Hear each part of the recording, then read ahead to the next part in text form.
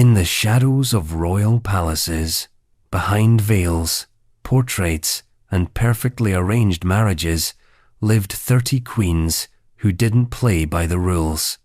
They seduced empires, shattered norms, and rewrote history with the stroke of a hand or a dagger. Their love lives weren't fairy tales, they were political weapons, scandals in silk. Some ruled with charm, others with chaos. All of them unapologetically unforgettable. This isn't about romance. It's about power and what happens when a queen decides to take exactly what she wants. Welcome to 30 queens who just slept with anyone. And no, you're not ready. Before we dive in, make sure you're subscribed, because this is just the beginning of the royal chaos we uncover here. While you're at it, drop a comment. Where in the world are you watching from, and what time is it right now? Midnight in Manila? 3 a.m. in Texas? We want to know who else is wide awake, listening to royal secrets when they should probably be asleep. Cleopatra VII, Egypt. The 7th. She was not beautiful. That's the first thing ancient historians agree on. Not in the way you might expect from someone whose very name became shorthand for irresistible seduction. Her nose was too long, her features sharp, her presence disarming.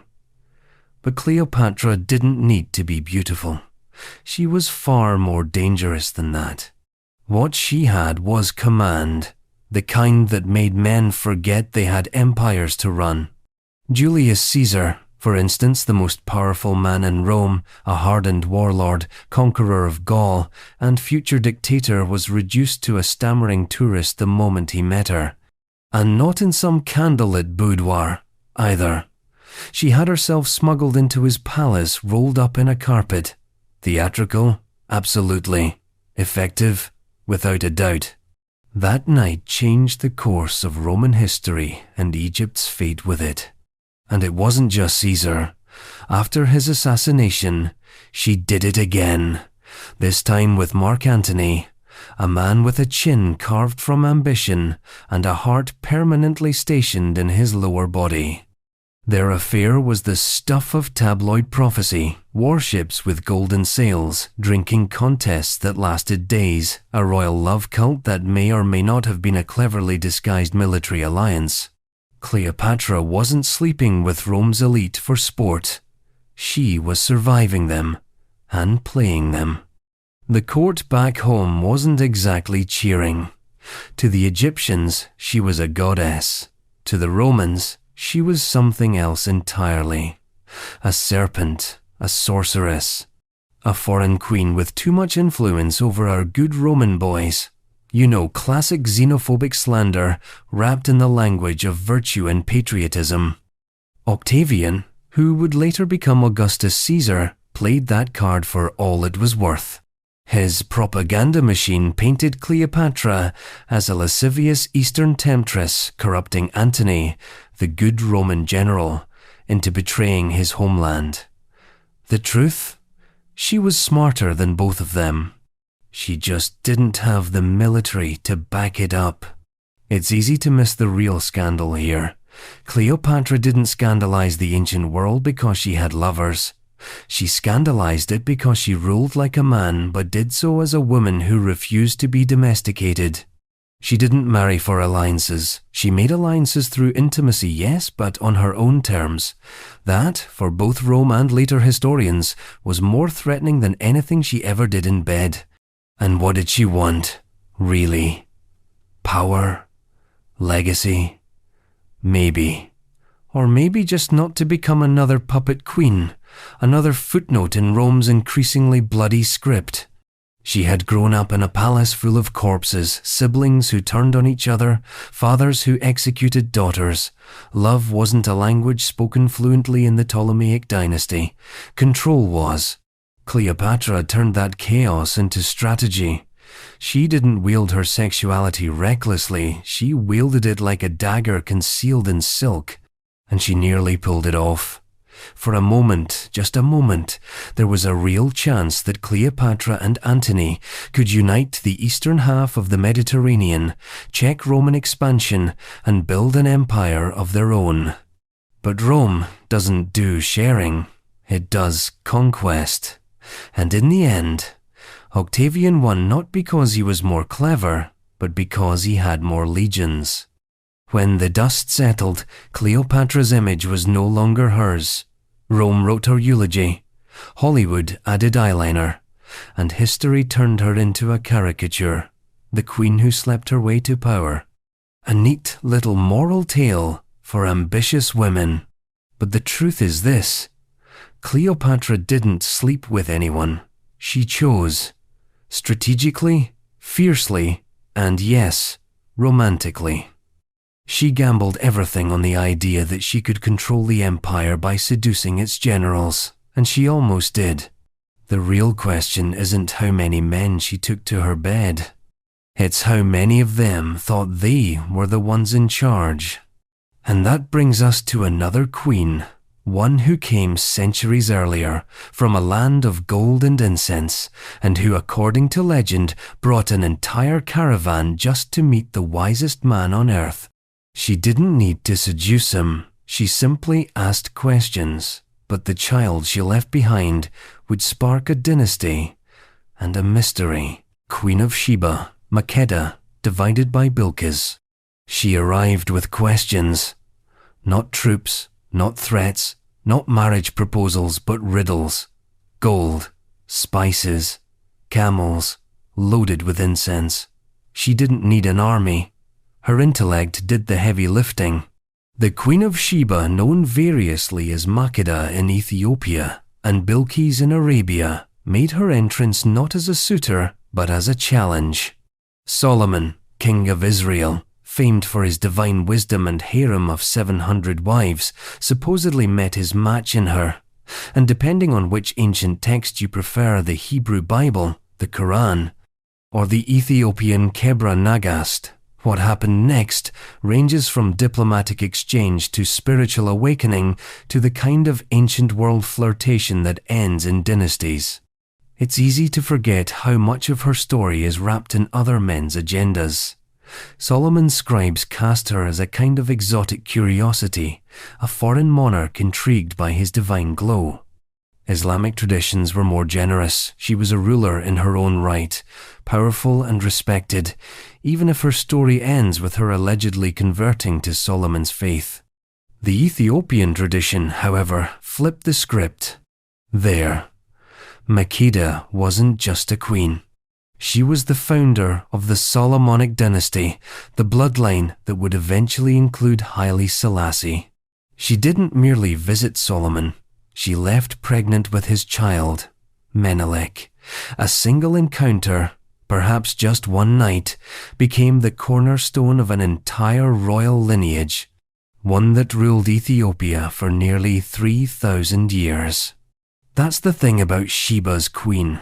She occupies this strange space between history and myth, between politics and poetry, and her romantic life, carefully preserved in riddles. Some texts say Solomon tricked her into sleeping with him by legalistic technicalities and shared meals. Others say it was mutual curiosity, a metaphysical mingling of equals. But the result was the same: a son raised far from Jerusalem, who would one day return to steal the Ark of the Covenant, or so the story goes. The mystery here isn't whether she slept with Solomon. It's how that single act, whether myth or memory, justified an empire. Because unlike Cleopatra, whose liaisons were scandalized, the Queen of Sheba's encounter became sacred, a holy origin story, a spiritual justification for centuries of imperial rule. So why the double standard? Perhaps because Makeda's story ends with a child and a throne, not a war and a suicide. She didn't get painted as a seductress, she became a matriarch. The rare woman in ancient narratives who is both desired and revered. Her femininity wasn't framed as a liability, it was holy, prophetic, dynastic. And yet, how much of her story is hers? Sheba, the place itself, remains elusive, somewhere between Yemen and Ethiopia.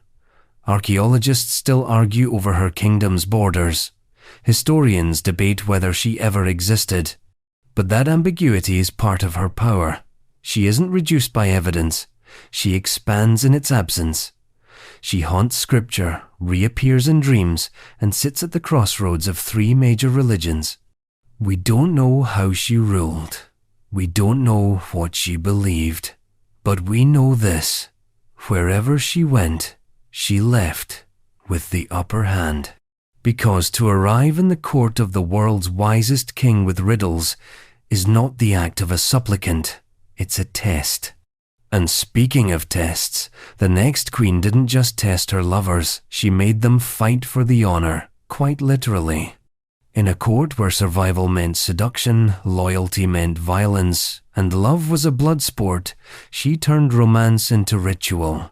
A sovereign with a harem of warriors and a throne surrounded by silence. Let's head south to 17th century Angola, where Nzinga was waiting. And if you're still here after that, good. You're exactly the kind of night owl this channel was made for. Go ahead and hit that subscribe button so you don't miss the next queen who rewrote the rules. And tell us in the comments, where are you tuning in from? And what time is it on your side of the empire? Let's see who else is wandering through history in the middle of the night. Nzinga, Ndongo, and Matamba, Angola. If Cleopatra ruled with seduction and Sheba with mystery, Queen Nzinga of Ndongo and Matamba ruled with terror and flair. And, if legend is to be believed, a revolving cast of doomed lovers who were sometimes required to kill each other before being invited into her bed.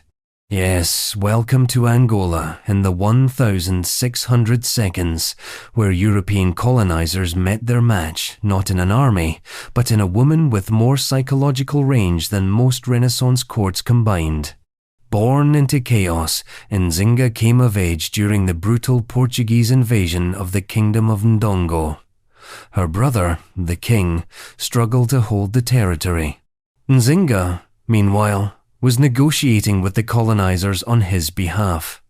At one famous diplomatic meeting, she noticed that the Portuguese governor offered her no chair, signaling she was not his equal.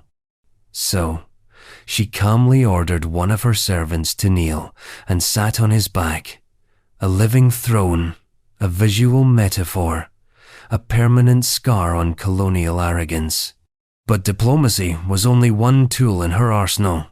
When her brother died, possibly by her hand, depending on which source you trust, Nzinga seized power, rebranded herself as king, not queen, and made sure no one forgot who was in charge. She led troops into battle. She outmaneuvered the Portuguese. She weaponized alliances. And her personal life? Well, that was a different kind of warfare. According to missionary accounts, and take those with a whole barrel of salt, Nzinga kept a harem of young male concubines, not unusual for monarchs. What made it legendary was the added twist. They were forced to fight each other to the death for the right to spend a single night with her, and afterwards, some say she had them executed to avoid attachments. Others claim it was symbolic, meant to keep her image sacred, her authority unquestioned. Either way, love was not tender in Nzinga's court. It was performance, politics, and power. The point wasn't romance, it was ritual, survival. She had witnessed too many betrayals to believe in fairy tales. Men were useful, temporary, replaceable, and often expendable. Nzinga flipped the script so hard it broke.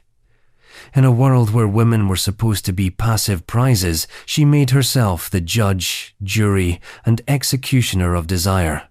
But like all legends, the edges blur.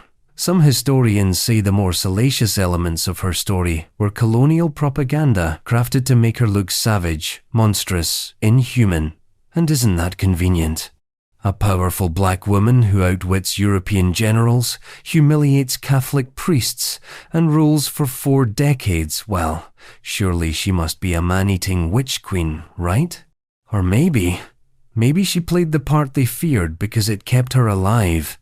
Nzinga didn't want to be remembered as a lover. She wanted to be remembered as a ruler, and She Island Angola still reveres her. Streets bear her name, statues mark her legacy, and yet her myth is still tied to those unnamed men, warriors with no names, no stories, no graves, just bruised echoes beneath a throne. And speaking of thrones, the next queen didn't need brutality to become infamous, just rumors, and a knack for acquiring lovers faster than ministers could take notes. Her name became shorthand for scandal even if most of it wasn't true. Let's head north. To St. Petersburg. To the queen who definitely did not die the way the rumors claimed. Catherine the Great. Russia. They called her a nymphomaniac, a usurper, a foreigner, a tyrant in perils. But Catherine the Great had other titles too. Empress of Russia, enlightened despot, patron of the arts, and the woman who turned a fractured, frozen backwater into one of Europe's great empires. And still, centuries later, what do people remember? A salacious rumor about a horse, one that was never true, never documented, and never forgotten. It's almost impressive how easily a woman's legacy can be boiled down to barnyard gossip. Let's rewind. Born as Sophie of Anhalt-Zerbst, a minor German princess with a nose for court politics and a mind several sizes too large for her station, she was married off to the Russian heir, Peter III. He was awkward, impulsive, childlike, and famously uninterested in her. Their marriage was about as functional as a broken music box, one that played the wrong song at all the wrong times. Catherine, however, played a longer game. While Peter played with toy soldiers and modelled himself after Prussian kings, Catherine read voraciously philosophy, history, law, Voltaire, Montesquieu. She wasn't preparing to be a good wife. She was preparing to be a better ruler. And in 1762, when Peter finally stumbled into power, he lasted precisely 6 months before Catherine helped remove him in a coup, one that may or may not have ended with his murder. She took the throne not as a consort, but as an empress in her own right. And then she began to rule. The next 3 decades were a balancing act between Enlightenment ideals and imperial expansion. She corresponded with the greatest thinkers of her day, drafted legal reforms, and built schools, hospitals, and museums. She modernized agriculture, championed vaccination, and expanded the empire into Crimea and the Black Sea, but none of that kept her out of the rumor mill. Because Catherine, as it turns out, had a love life, one that was unusually open for a monarch, especially a female one. She had lovers, plural. She appointed them to high office. She rewarded them with estates. Some stayed for years, some for months. It wasn't a secret. It was policy. In her court, intimacy was just another kind of diplomacy. Personal, political, and, yes, sometimes transactional. But let's not confuse clarity with scandal.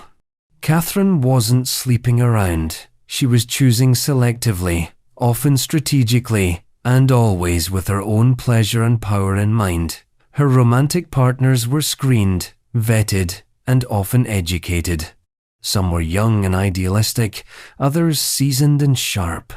Her last known lover, Platon Zubov, was 40 years her junior and described as beautiful but shallow.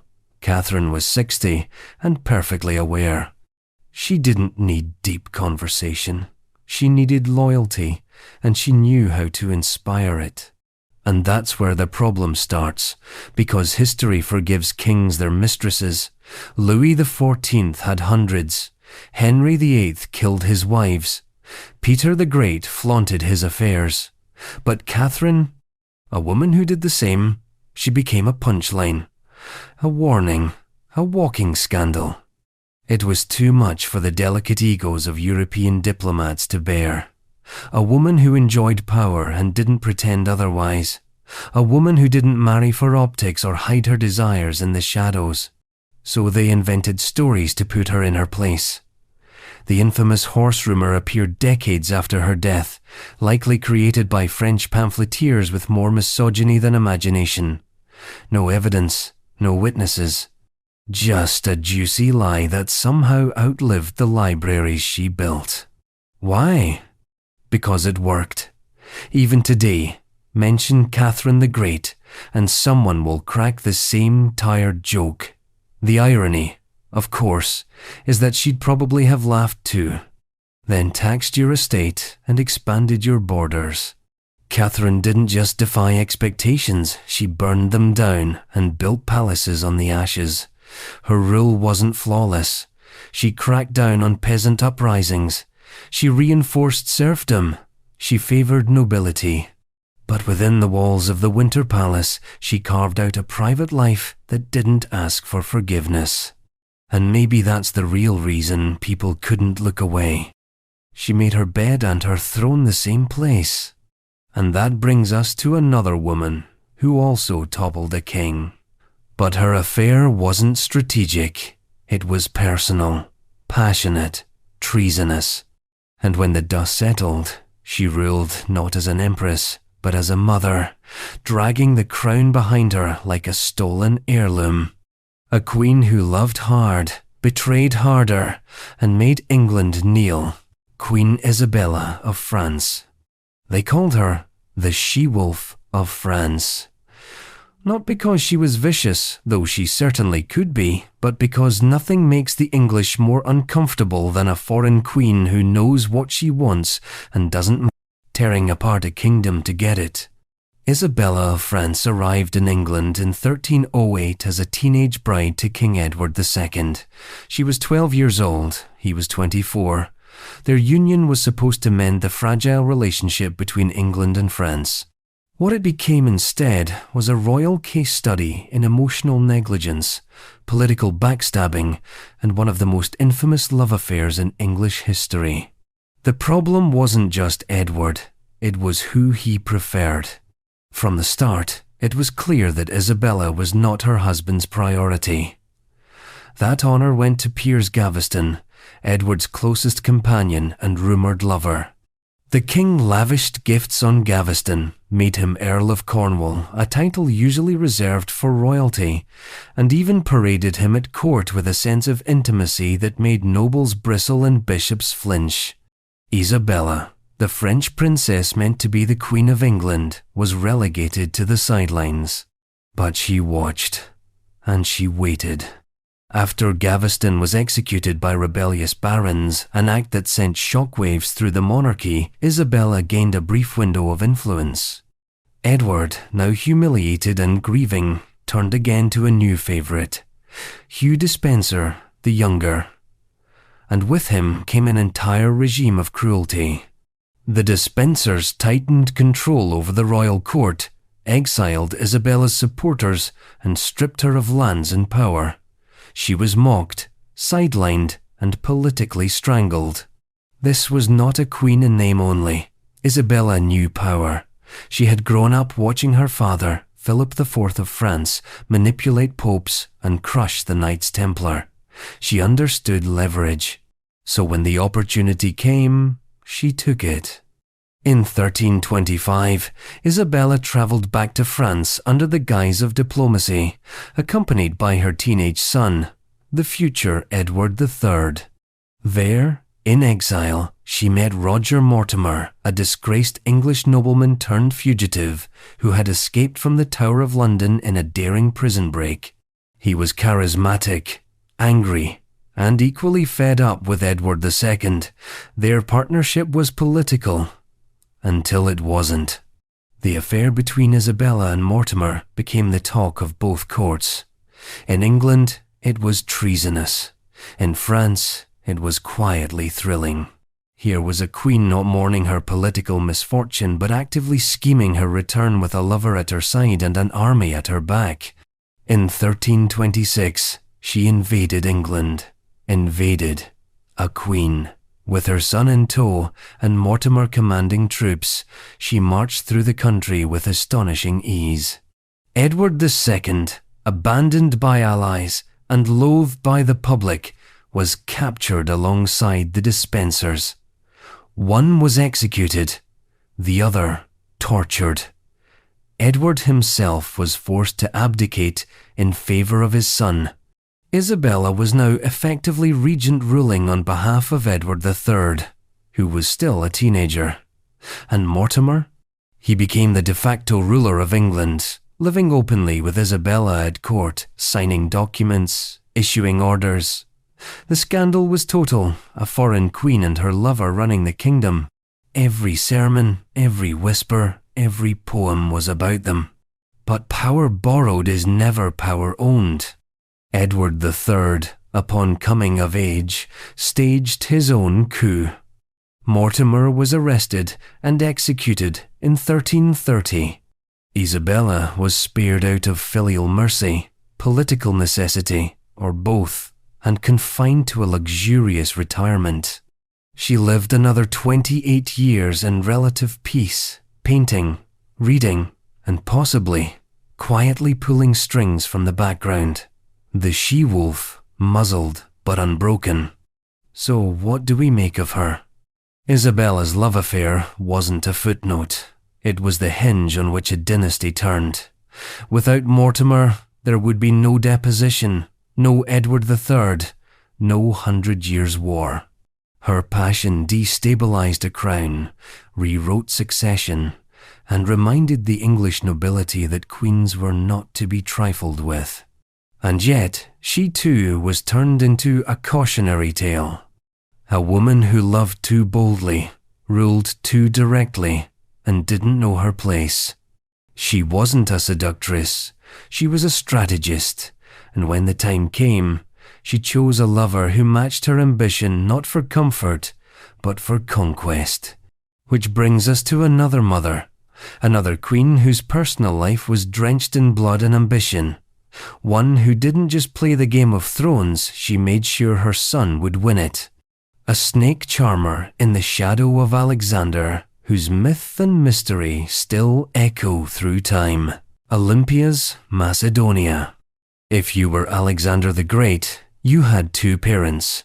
One was King Philip II of Macedon, a war-hardened strategist who unified Greece with a spear in one hand and a bribe in the other. The other was Olympia's priestess, queen, and arguably the more terrifying of the two. Her presence didn't just cast a shadow across the ancient world, it bled into its very myths. And like many powerful women before and after her, Olympias' reputation was curated by the men she outmaneuvered and often outlived. She was born in Epirus, a minor kingdom with a strong claim to the bloodline of Achilles. That kind of myth mattered. It wasn't just political branding, it was identity. Olympias was raised to see herself as descended from demigods, trained in mystery cults, rituals, and a flavor of power that most Greek women weren't allowed to touch. When she married Philip, it wasn't exactly a love story. It was a strategic alliance, one of many. But she quickly distinguished herself from his other wives. She wasn't content with weaving at the loom or nodding politely at court functions. Olympias had ideas and expectations. And one of those expectations was that her son, Alexander, would inherit the world. She raised him with stories of gods and greatness. According to legend, she told him that Zeus, not Philip, was his real father. The kind of bedtime myth that doesn't fade, especially when you're being groomed to conquer empires. She surrounded him with teachers, warriors, oracles. She gave him not just ambition, but destiny. And when Philip's eye began to wander as it always did, Olympias did not take it quietly. He married a younger woman, a Macedonian noble, which was a political threat to both Olympias and Alexander. Suddenly, their legitimacy wasn't just a personal matter, it was an existential one. Tensions exploded. At one infamous banquet, the groom's uncle toasted to a legitimate heir, implying Alexander wasn't one. Alexander hurled a goblet, stormed out. Olympias followed him into exile. Mother and son, bound by shared pride and shared threat. Then Philip was assassinated, right before Alexander's rise. And the whispers began. Was Olympias involved? No proof. No witnesses, just a suspiciously convenient murder that cleared the path for her son to take the throne. Within days, she began eliminating rivals. Philip's newest wife? Dead. Her child? Dead. Other members of the royal family? Dead or disappeared. Macedonian politics had always been brutal, but Olympias introduced a kind of precision that felt personal. She wasn't ruling from the throne, but make no mistake, she was ruling. Her relationship with Alexander was complex. He left to conquer Persia, and she stayed behind, writing letters, sending advice, keeping a watchful eye on Macedon. She appointed herself political custodian of his legacy. Her letters survive in fragments, always poetic, often barbed. She once told him not to reveal the secrets of their family's divine ancestry, as the knowledge is for kings, not for their servants. Subtle, supportive, controlling. And when Alexander died in Babylon, young, undefeated, and without a clear heir, Olympias didn't go quietly into royal widowhood. She stepped forward. She backed her grandson's claim to the throne. She entered the war of succession known as the Diadochi, the bloody scramble among Alexander's generals for control of his empire. Olympias took sides. She allied with those who would protect her grandson. She led armies, issued decrees, executed enemies. At one point, she allegedly arranged the mass killing of 100 enemy soldiers in a single day, men who had once served with her son. A political message written in ancient stone in silence. But time and ambition ran out. Eventually, the tides turned. Her enemies captured her, tried her for treason, and fearing the wrath of her name refused to execute her directly. They handed her over to the families of those she had killed. She died, as many powerful women do in ancient history, at the hands of those who preferred their queens to be ornamental. And yet, Olympias's legacy is impossible to ignore. Was she manipulative? Certainly. Ruthless? Undoubtedly. But she was also something else. A strategist in a game where women were expected to produce heirs and stay out of the way. She did neither. She crafted a king, protected his throne, and tried, for as long as she could, to wield the empire he left behind. Her romantic life, if you could even call it that, was less about affection and more about ambition. Philip may have been her husband, but power was her true partner. She didn't seduce the court.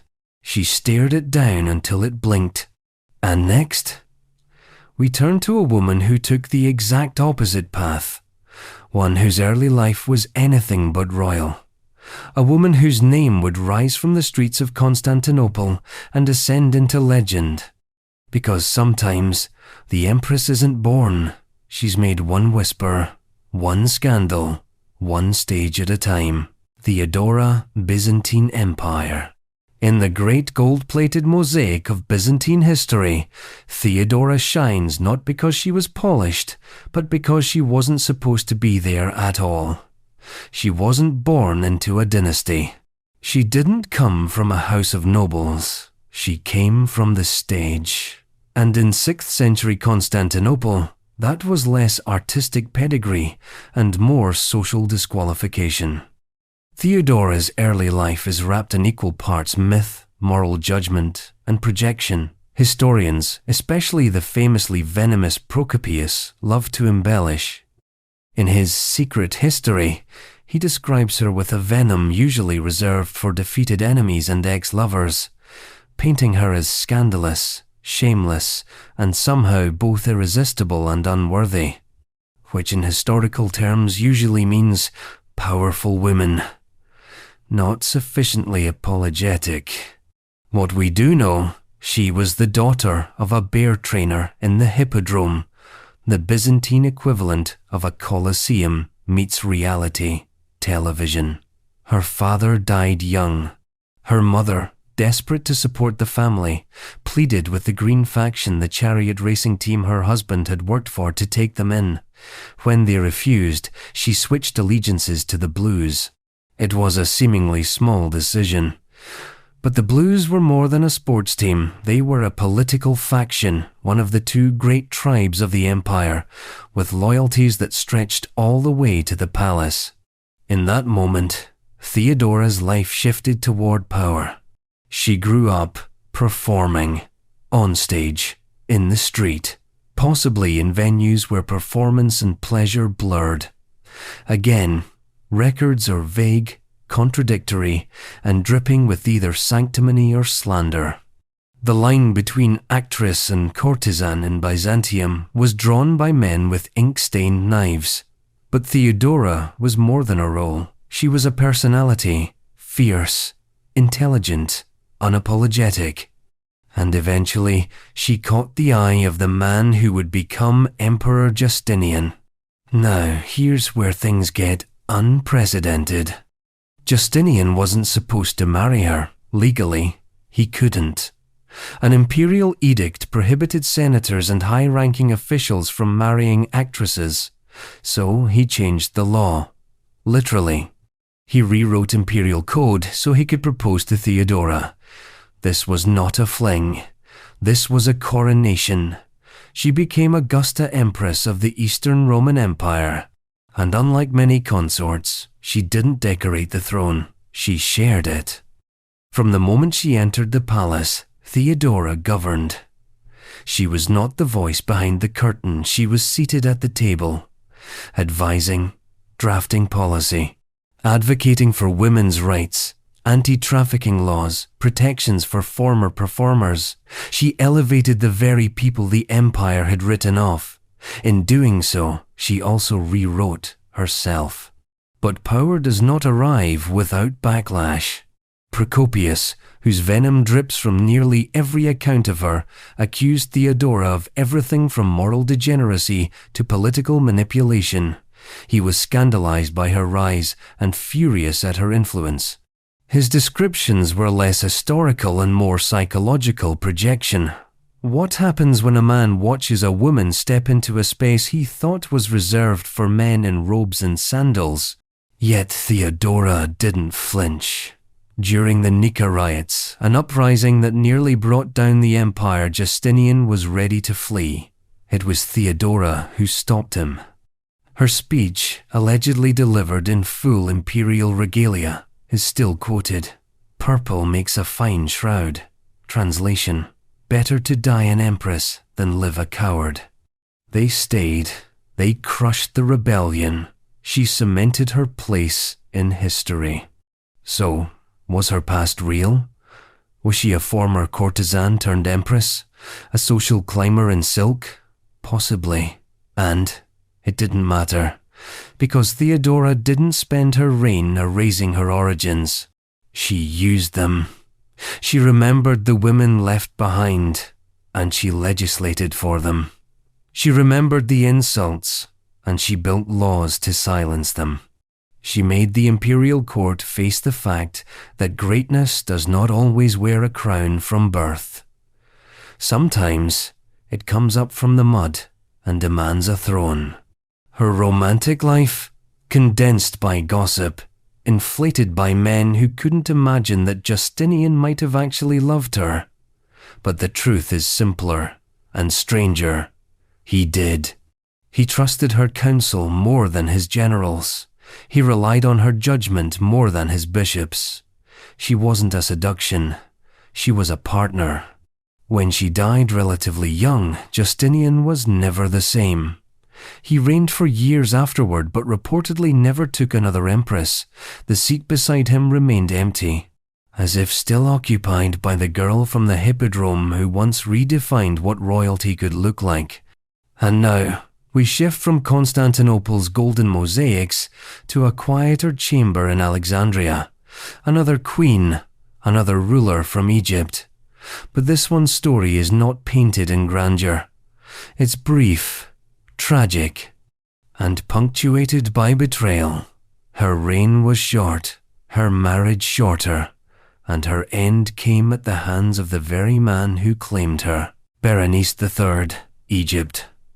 History tends to overlook the quiet ones, the rulers who didn't leave behind epics or scandalous memoirs, who didn't burn cities or break hearts in diplomatic love triangles. But Berenice III, Queen of Egypt, wasn't forgotten because she was unimportant.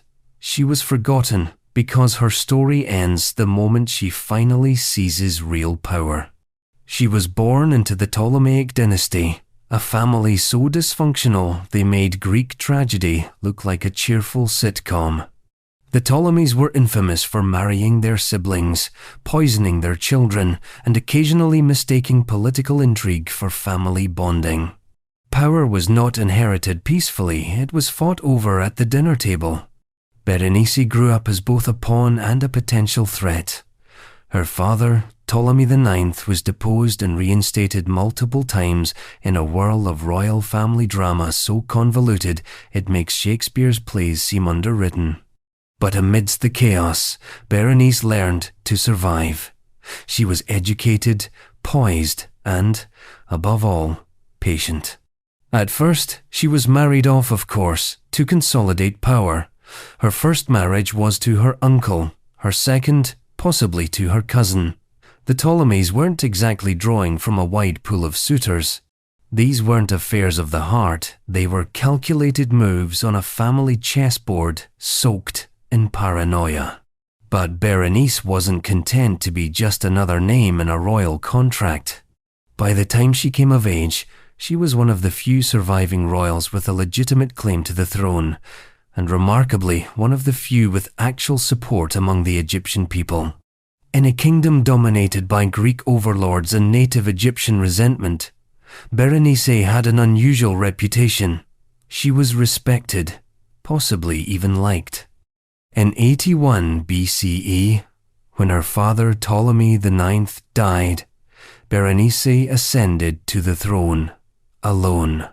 For the first time in centuries, Egypt had a sole female ruler, not merely serving as regent or consort, but governing outright in her own name.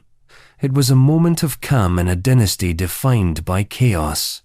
And for a brief, shining moment, it seemed like Egypt might enter a new era, less blood, more stability. But then came the marriage. Enter Ptolemy XI. He was the son of Ptolemy XI, making him Berenice's cousin, or possibly her half-brother. The family tree was less of a tree and more of a tangled vine. Rome, which had started meddling heavily in Egyptian affairs, supported his claim. He was young, ambitious, and, above all, male, which still mattered to both Romans and Alexandrians. A deal was struck. The two would marry and rule jointly. Berenice would retain her legitimacy and experience. Ptolemy XI would add Roman approval and military backing. It lasted 19 days. That's not a metaphor. It's the actual length of their marriage. Shortly after the wedding, barely long enough for the ink on their royal decrees to dry, Ptolemy XI had Berenice murdered. No public trial, no accusations. Just silence and death. The motive? Power. The method? Disputed. But the result was immediate and catastrophic. The Alexandrian populace, who had admired Berenice, erupted. She wasn't just a ruler, she was their queen. The assassination wasn't just a betrayal, it was an insult. The city revolted. And in a rare moment of historical justice, Ptolemy XI was hunted down by a mob and lynched in public. His reign, if you can even call it that, ended the way it began, violently, clumsily, and unceremoniously. And then, nothing. Berenice vanished from the narrative. Her reign, however brief, was erased from many official records. No temples, no statues, just fragments.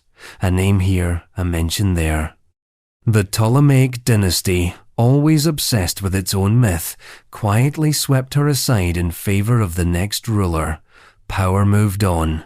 Memory did not. So what does Berenice's story tell us? Not every queen's romantic history is salacious or legendary. Sometimes it's just tragic. Sometimes the act of loving or simply trusting the wrong man is enough to end a dynasty. Berenice wasn't devoured by scandal. She was extinguished by politics. She didn't sleep her way to the top. She was already at the top, and that's why she was removed. Her love story wasn't passionate or storied. It was efficient, cold, fatal. And now, from the temples of Egypt to the pagodas of Pagan, we follow the thread of queens whose lives were not their own. The next woman didn't just fall in love with one king, she fell into the arms of three. Successively, maybe accidentally, maybe fatefully, a queen passed from throne to throne, until history could no longer tell where her heart ended and empire began. Manisanda of Burma, Myanmar. If history had a sense of irony, and it does, then Manisanda of Pagan might be its quietest punchline. She wasn't a conqueror, she wasn't a seductress, she wasn't even technically a queen at first. She was just the daughter of a provincial governor, married off for diplomatic convenience, a name on a scroll, a signature to smooth out political borders. And yet, somehow, without waging war or writing poetry, she would become the woman three successive Burmese kings could not stop loving and could not keep. The story begins in the 11th century, in a time when Pagan, soon to be the first Burmese empire, was still a patchwork of city-states and shifting allegiances. Manisanda, the daughter of the governor of Pegu, was sent north to marry King Anarata, the powerful unifier of Burma. This was not about affection. It was diplomacy. Marrying a woman from Pegu meant peace with Pegu, and Anarata was not the sort of man who left loose ends on the map. So Manisanda arrived at court, young, dutiful, and entirely under the shadow of a man who saw marriage as a form of conquest. Anarata was already a living legend, carving temples and law codes into the soil of a nation still being invented. But their union was not long. Whether the king grew indifferent or fate intervened, Manisanda never quite settled into her role as queen. Because then came Prince Saul Lu. Saul Lu was Anarata's son, restless, romantic, and unburdened by his father's iron discipline. According to court historians, he fell for Manisanda almost immediately. Depending on who you ask, she either returned his affection or merely tolerated it. Either way, once Anarata died, Saul Lu did something that would make any historian, strategist, or step-family therapist wince. He married his stepmother. Yes, that happened. In modern terms, it would be considered eyebrow-raising. In royal terms, it was catastrophic. The marriage alienated his court, confused his allies, and blurred the lines of succession. Manisanda, once queen to the father, became queen to the son. And with that, the tension began. Saul Lu was nothing like his father, less focused, more impulsive. His reign was marked by indecision, palace intrigue, and a deepening reliance on a childhood friend turned general, Kyansitha. Now, here's where the triangle becomes a square. Kyansitha was the ideal Burmese hero, brave, loyal, and with a tragic glint in his eye. He had fought beside Anarata. He had earned glory on the battlefield. And, of course, he fell in love with Manisanda too. Their connection, at least in legend, was quiet but profound. Unlike the other two kings, Kyansitha didn't claim her. He protected her. From the sidelines, from the shadows, until it was too obvious. Saulu discovered the emotional bond real or suspected between his wife and his best friend, and in a move that should surprise no one, he exiled Kyansitha from the court. The general wandered, vanished, disappeared into obscurity while Saulu clung to both the throne and a wife whose affections, it seemed, had started drifting. And then Saulu died, killed in rebellion, betrayed by the very governor he had trusted. Manisanda, once again, was a widow. Again, the throne was empty. Again, the kingdom needed stability. So guess who came back? Kyansitha returned not as a lovesick general, but as a king. He crushed the rebellion, restored order, and took the throne as pagan's third great monarch. And then, finally, after years of silence and separation, he married Manisanda. Third time's the charm. 3 kings, 1 queen, 1 lifetime. Was it love? Probably. Was it power?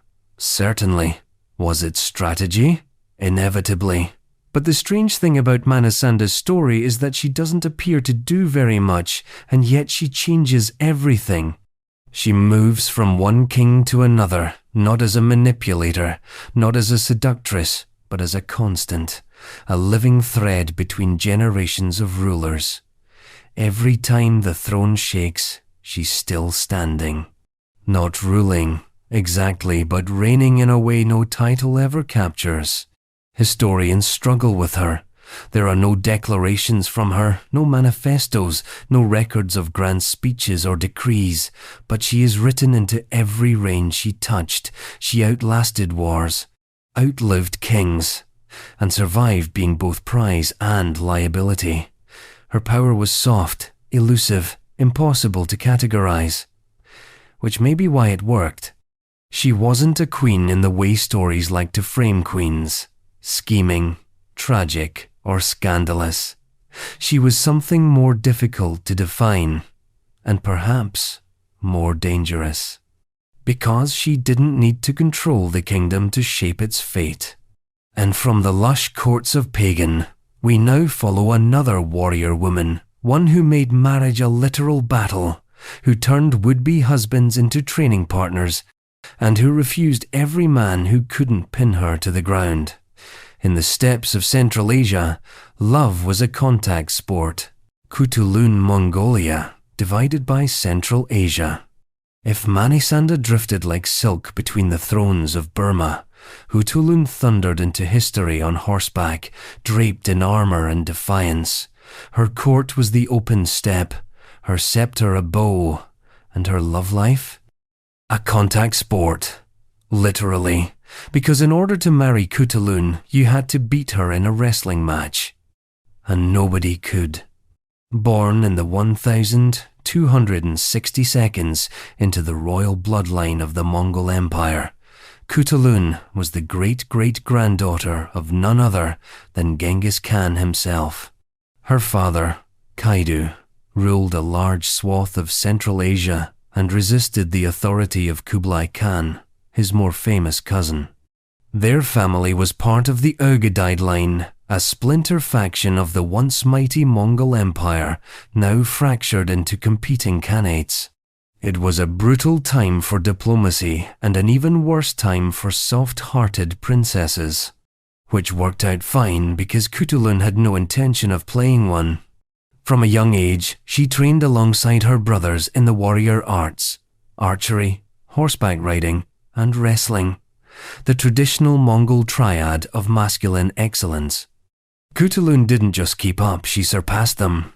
She reportedly fought in battles at her father's side, rode fearlessly into enemy lines, and tore down any assumption that women belonged behind tents. The Mongols revered strength, and Khutulun had plenty. What they weren't used to was that strength coming from a woman who demanded the same respect as any man. And then came the challenge. Khutulun declared that she would only marry a man who could defeat her in wrestling. The stakes? High. Every man who failed had to forfeit 100 horses. You'd think the humiliation of public defeat was bad enough. Imagine walking away while your bride to not be parades off with your herd. According to Marco Polo, yes, that Marco Polo, Khutulun amassed 10,000 horses this way. It's likely an exaggeration, but the symbolic truth is clear. She wasn't just winning, she was dominating.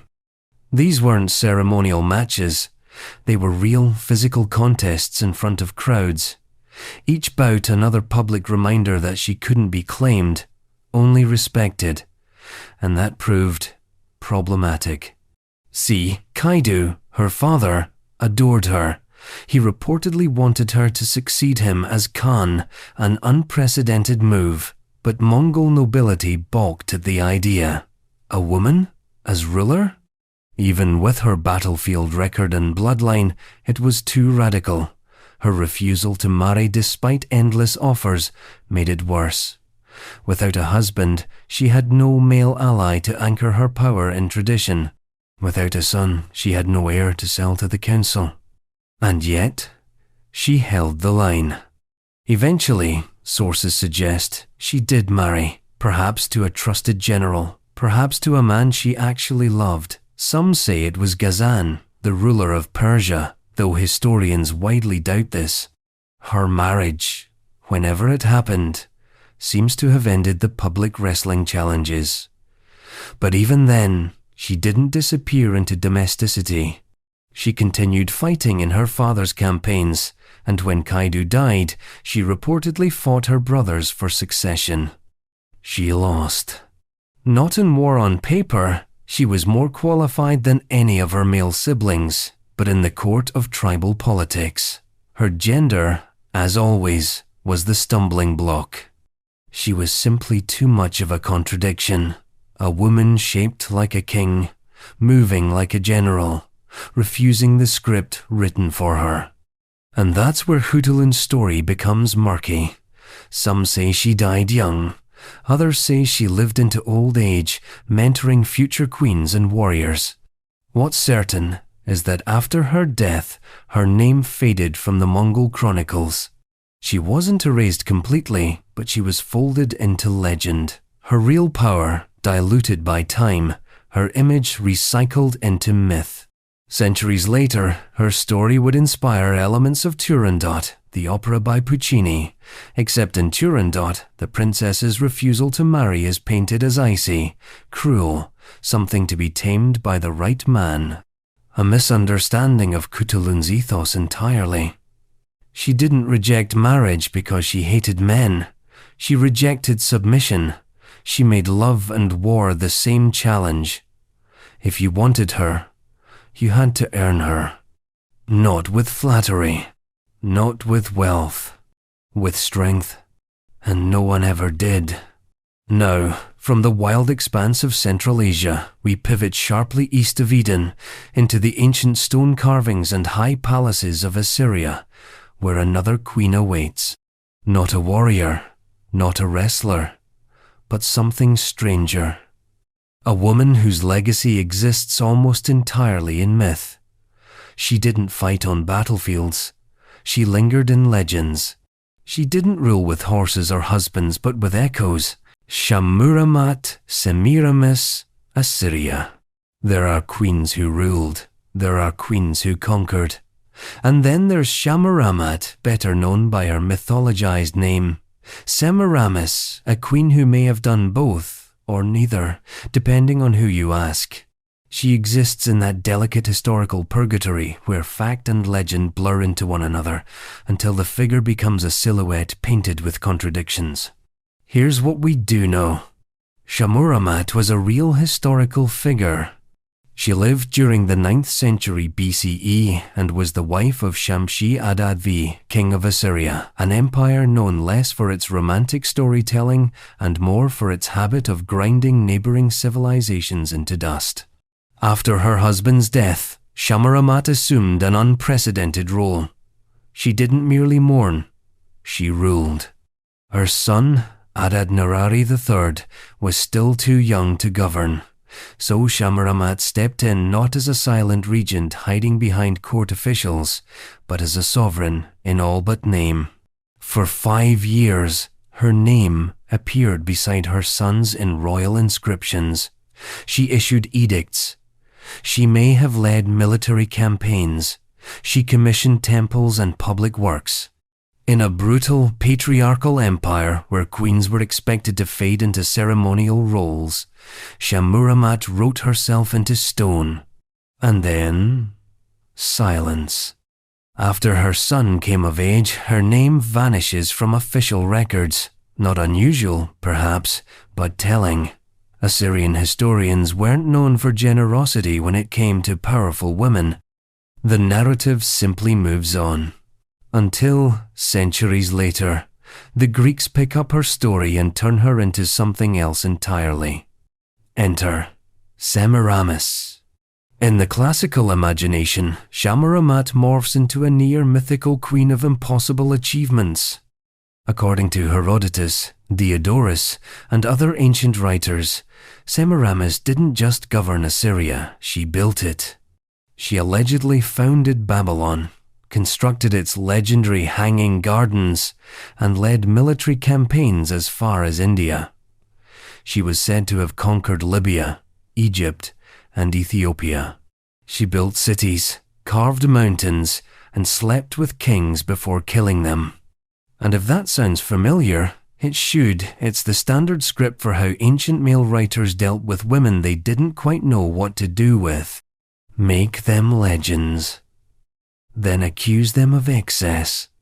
What's striking is how far the myth diverges from the likely truth. The real Shammuramat was a regent queen, operating within the constraints of Assyrian law and court politics. She navigated power through stability, not spectacle. The myth of Semiramis, on the other hand, turned her into a cautionary tale. Too powerful, too sensual, too ambitious.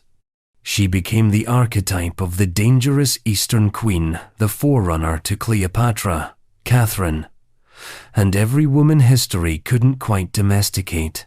Why? Because power in the hands of a woman, especially in antiquity, had to be explained, or condemned, or turned into metaphor. And the easiest way to do that was to make her a monster of ambition, someone whose love life was as exaggerated as her military record. Semiramis, in the Greek version, was said to seduce her generals, disguise herself as a man to go to war, and even marry her own son before being struck down by the gods. It's not a biography, it's a fever dream of ancient male anxiety. And yet, the myth endured. Roman poets referenced her. Medieval chroniclers rehashed her.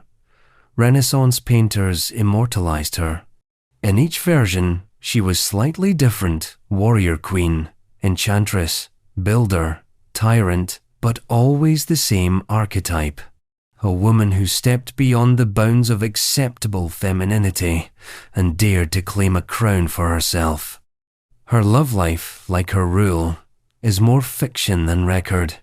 There's no real evidence that she slept with anyone to gain power, as later myths suggest, but the implication sticks.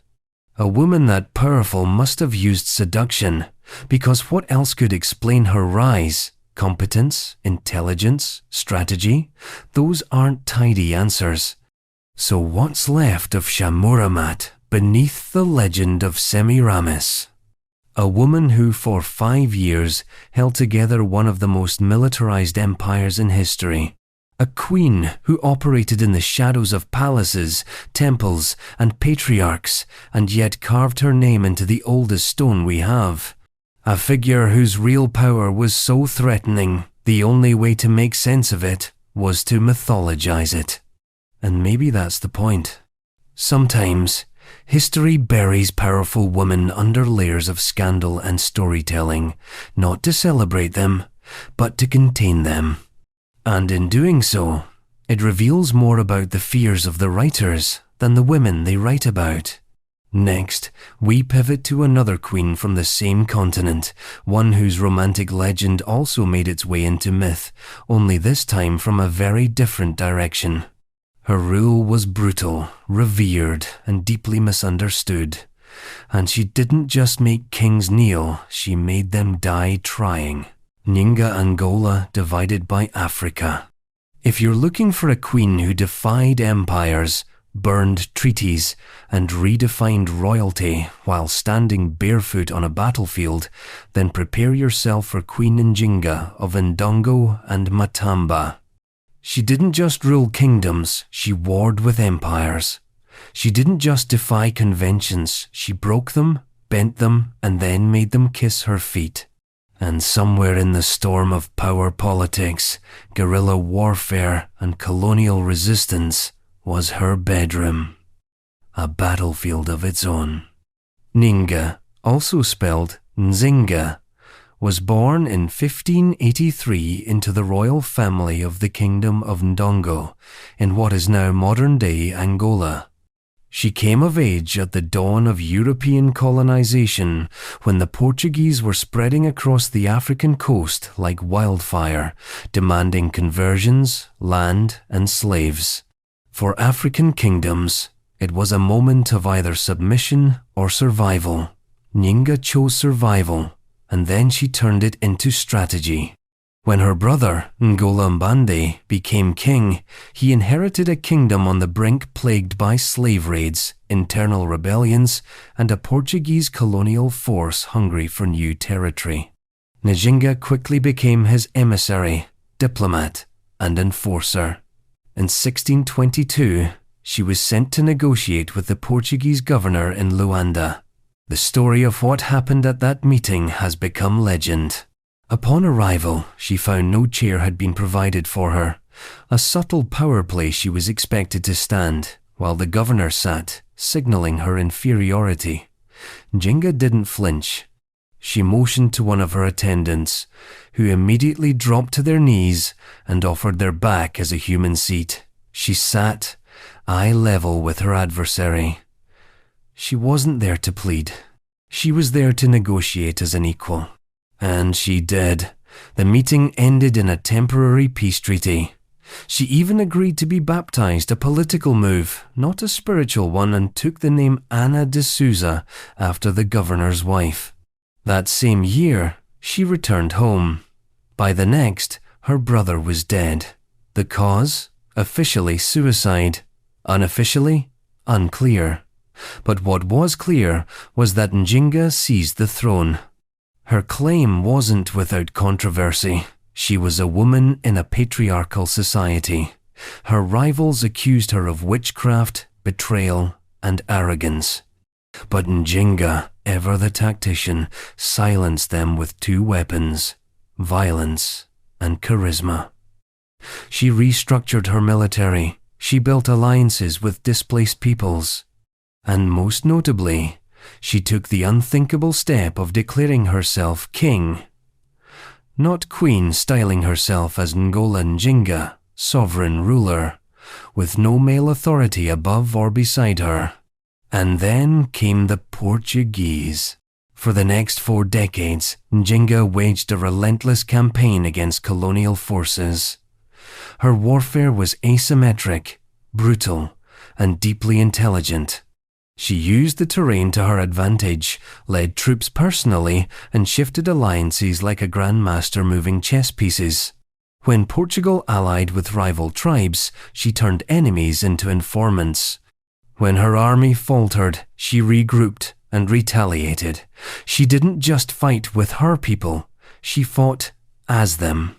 But Nzinga's story isn't just military, it's personal. Her court became infamous not just for its political intrigue, but for its unconventional structure. According to European missionary accounts, always suspicious, often exaggerated, Nzinga kept a harem of young male concubines, referred to as her wives. Some say they dressed as women. Some say they fought to the death for her attention. Others say the entire story was colonial slander, designed to depict her as deviant and savage. But, whether exaggerated or not, Nzinga's personal life became symbolic of something larger, a deliberate rejection of European expectations. She refused to play the part of the pious Christian queen. She worshipped ancestral spirits, conducted rituals, and ruled her body as fiercely as she ruled her empire. In a world where submission was expected, Nzinga's autonomy was more radical than her armies. Even her enemies feared her. The Portuguese referred to her as a Rainha Ginga, Queen Nzinga, with a mix of awe and exasperation. Missionaries tried to convert her. Generals tried to capture her. None succeeded. She outlived them all. When she finally signed a peace treaty in her 70s, it wasn't out of weakness, it was out of strategy. Her people were exhausted. Her territories needed rebuilding. So she laid down the sword and picked up diplomacy again. Until her death in 1663, she ruled Matamba not as a broken rebel, but as a sovereign. A queen, a king, a general, a ghost that haunted colonial ambitions. And what of love?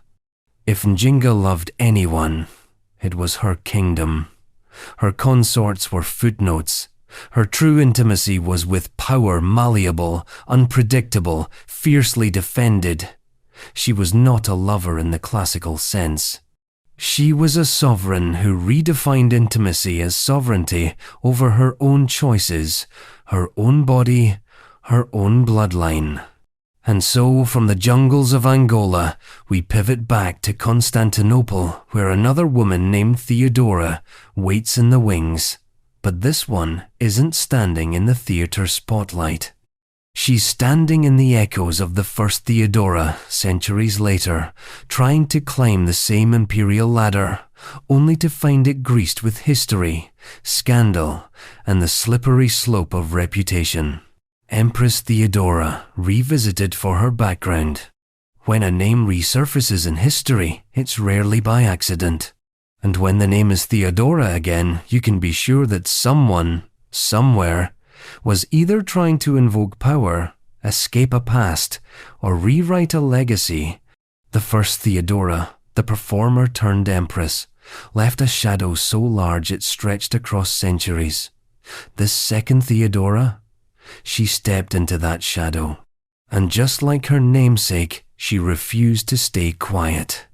This Theodora lived during the Byzantine Empire's later period, roughly in the 9th century, by which time the empire had traded its swords for icons and its chaos for bureaucracy.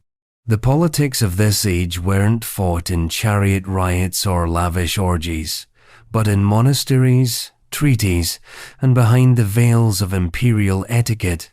Still, under the silks and psalms, the game remained the same. Who gets to rule, and who gets to watch? Theodora came to prominence as the wife of Emperor Theophilos, a ruler best remembered for his zealous enforcement of iconoclasm, the religious movement that banned the veneration of images. It was the theological firestorm of its day. Icons weren't just art, they were political statements, declarations of faith, and sometimes subtle power grabs. And in that firestorm, Theodora played a strange role. Publicly, she obeyed. She hid her personal devotion to icons, played the loyal wife, and stood beside her husband as he cracked down on monasteries and monks. But privately, she was waiting, watching, holding on to her own beliefs in silence. Because, even in a palace covered in gold, belief, true belief, was a dangerous thing. Then, Theophilos died. Suddenly, at 29, leaving behind 5 daughters, a young son, and a power vacuum the size of Constantinople itself. And Theodora stepped forward, not as dowager, not as ornament, but as regent. She immediately reversed her husband's iconoclastic policies, restoring the veneration of images, inviting back exiled monks, and re-establishing ties with the Orthodox clergy. She did what her husband never could, stabilize the empire through faith, not force. And in doing so, she sparked what the Church would later call the triumph of orthodoxy, a religious victory, but also a political one. For nearly 15 years, Theodora ruled as regent for her son, Michael III, and for a time, the empire was calm. Bureaucrats feared her, nobles respected her, and clerics thanked her. She maintained a tight court, advanced public works, and pushed back against the encroaching Arab powers in the east. She was a competent, capable administrator, not flashy, not scandalous. But in Byzantine terms, that was scandalous because she refused to be invisible. And then came the unraveling. As Michael grew older, he grew impatient. He didn't want to be the boy king ruled by his mother's hand. He wanted to drink, race horses, and install his own favourites in court. He fell under the influence of his uncle Bardas, a man who despised Theodora's control and who knew exactly how to whisper poison into a young emperor's ear. Theodora was pushed aside. Not violently, not publicly, but methodically. First, her advisors were dismissed. Then, her ceremonial appearances reduced. Eventually, she was exiled to a monastery under the guise of religious retirement. In other words, the imperial equivalent of being sent to a very luxurious, very inescapable prison. And that's where history began to forget her. No public scandal, no great betrayal, no riot or rebellion, just silence. Except, her story didn't really end there. Because what's more subversive than a woman who plays the long game not with lovers or weapons, but with patience? Theodora didn't seduce her way into power. She waited for it. She used marriage to gain entry, motherhood to maintain influence, and religion to secure legitimacy. Her romantic history, if it even deserves that term, was dry by royal standards. No famous affairs. No war brides.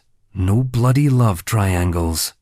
But perhaps that's exactly what made her so dangerous. She was a queen who kept her emotions off stage and her strategies behind locked doors. She ruled quietly, surgically, and often without applause. And in a court that expected women to be either saints or sinners, Theodora refused both roles. She was something much harder to narrate, competent, which, in a way, is the deepest threat of all. A woman who doesn't scandalize because of sex, but because she governs better than the men around her.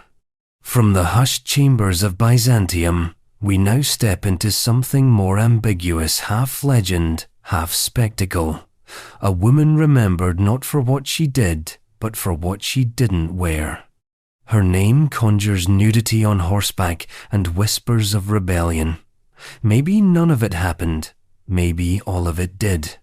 But the name Lady Godiva still rides, hair flowing, eyes forward, wrapped in myth and question marks.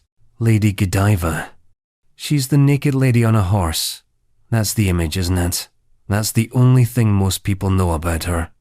A woman riding through the streets of medieval England, with her hair flowing down her back, no clothes, no shame, no sound, but the clip-clop of hooves on cobblestones, and the breathless silence of townspeople with their windows shut. Or open. Depends on which version you've heard. The story of Lady Godiva isn't one of royal coronations or warlike declarations. It's not even clear whether she was technically a queen. But she's become one in cultural memory, a monarch of protest, of symbolism, of contradiction. A woman who supposedly stripped down to make a point, and in doing so, became immortal. But let's step back for a second. Historically speaking, Lady Godiva, or Godgifu, in Old English was a real person. She was the wife of Leofric, the powerful Earl of Mercia, one of the most influential noblemen in 11th century Anglo-Saxon England. The Domesday Book confirms her landholdings. Various charters record her donations to religious houses. She was pious, politically active, and wealthy in her own right. By all accounts, she was respected. A landowning noblewoman in a world where women rarely got their names in ink. No horses, no nudity, no dramatic gestures. At least, not yet. The famous legend doesn't show up until nearly 2 centuries after her death. According to 13th century chronicler Roger of Wendover, Lady Godiva pleaded with her husband to reduce the heavy taxes he'd imposed on the people of Coventry. Leofric, possibly bored or possibly cruel, agreed on one condition: that she ride naked through the town. Whether this was meant as a joke, a dare, or a test, the implication was clear. She wouldn't do it. No noblewoman would. But she did. According to the legend, she ordered the townspeople to stay indoors, shut their shutters, and look away. Out of respect, out of solidarity, out of awe. Only one man later, dubbed Peeping Tom, disobeyed. He peeked, and depending on the version, he was struck blind, dead, or just labelled as the origin story of every nosy neighbour in history. But here's the problem. There's no record of this story before the 1200 seconds, and by then, Godiva had been dead for more than 100 years. The real Godiva, as far as we can tell, was a wealthy widow who continued to own land and influence church decisions long after her husband's death. She endowed monasteries. She likely never rode anywhere unclothed. So why did the legend appear? Because it's irresistible. The image of a noblewoman laying down her dignity to stand up for the poor was radical, subversive, unthinkable, and therefore unforgettable. But even more unsettling is the way the legend is told. The act stripping naked was supposed to be humiliating, but the result? Reverence. The townspeople don't jeer or scorn her. They turn away. They obey. She reclaims her vulnerability and uses it as power. That's the real twist. In a world where women's bodies were almost always used against them, objectified, controlled, commodified, Lady Godiva's myth flips the script. She weaponizes modesty by refusing it. Of course, the men who wrote this story didn't see it that way. They added Peeping Tom, because even in a story about a woman's sacrifice, the male gaze must find its way in. The story couldn't survive without that one eye, that one stare. He exists not just to disobey, but to remind us what was at stake. And yet, the legend endured. Artists painted her, poets praised her, cities built statues of her. In Victorian England, she was repackaged as a symbol of virtue, her nudity sanitized, turned into an allegory of purity. In modern pop culture, she became something else again. A feminist icon, a rebel, a contradiction. Did she ride naked? Almost certainly not. Did she speak up for the poor? Possibly. But in the end, Lady Godiva exists not because of what she did, but because of what she made people believe she did, and that's a kind of power no crown can guarantee. She became unforgettable by doing the thing queens are never supposed to do. She exposed herself, and everyone else had to look away. Next, we ride back across the desert sands toward the temples of Karnak and into the life of another woman whose legend is written not in soft protest but in stone, a queen who ruled Egypt like a pharaoh, who wore the beard of a god, the crown of Upper and Lower Egypt, and whose romantic history if you ask certain scholars, still makes them squirm. Hatshepsut, Egypt. There's something unnerving about a woman in a beard, especially when that beard is made of gold, fastened to her chin with ceremony, and worn not for disguise but for dominance. Hatshepsut didn't just rule Egypt. She redefined what it meant to do so. Not as queen, not as consort, but as pharaoh. The title reserved for gods on earth. She didn't marry into power, she embodied it. And that, apparently, was unacceptable. Let's start with the basics. Hatshepsut was born around 1507 BCE into the 18th dynasty, one of Egypt's most powerful royal lineages. Her father, Thutmose I, was a strong military ruler. Her mother, Ahmose, was a powerful queen in her own right, and from an early age Hatshepsut was groomed not for the throne, but for the periphery of it. Like most royal daughters, her job was to decorate the palace and marry the right cousin. And she did. She married her half-brother, Thutmose II. Not unusual, not romantic, just strategic. Together, they ruled briefly, though evidence suggests she was the more capable half of the arrangement. When Thutmose II died young, the throne passed to his son by a lesser wife, Thutmose III. A toddler at best, a symbol, a placeholder. And that's when Hatshepsut made her move. First, she declared herself regent, standard protocol. Then, she built alliances, priests, architects, scribes, and bureaucrats who owed their livelihoods to her court. And then, quietly, but unmistakably, she stopped standing behind the throne. She sat on it. Within a few years, she had been crowned pharaoh in a full coronation ceremony. She took on the full royal titulary, including the Horus name, the two ladies' name, and the throne name, Mahatkare. Truth is the soul of the sun god. She didn't claim to be queen. She claimed to be the living god, the divine intermediary between Egypt and the heavens.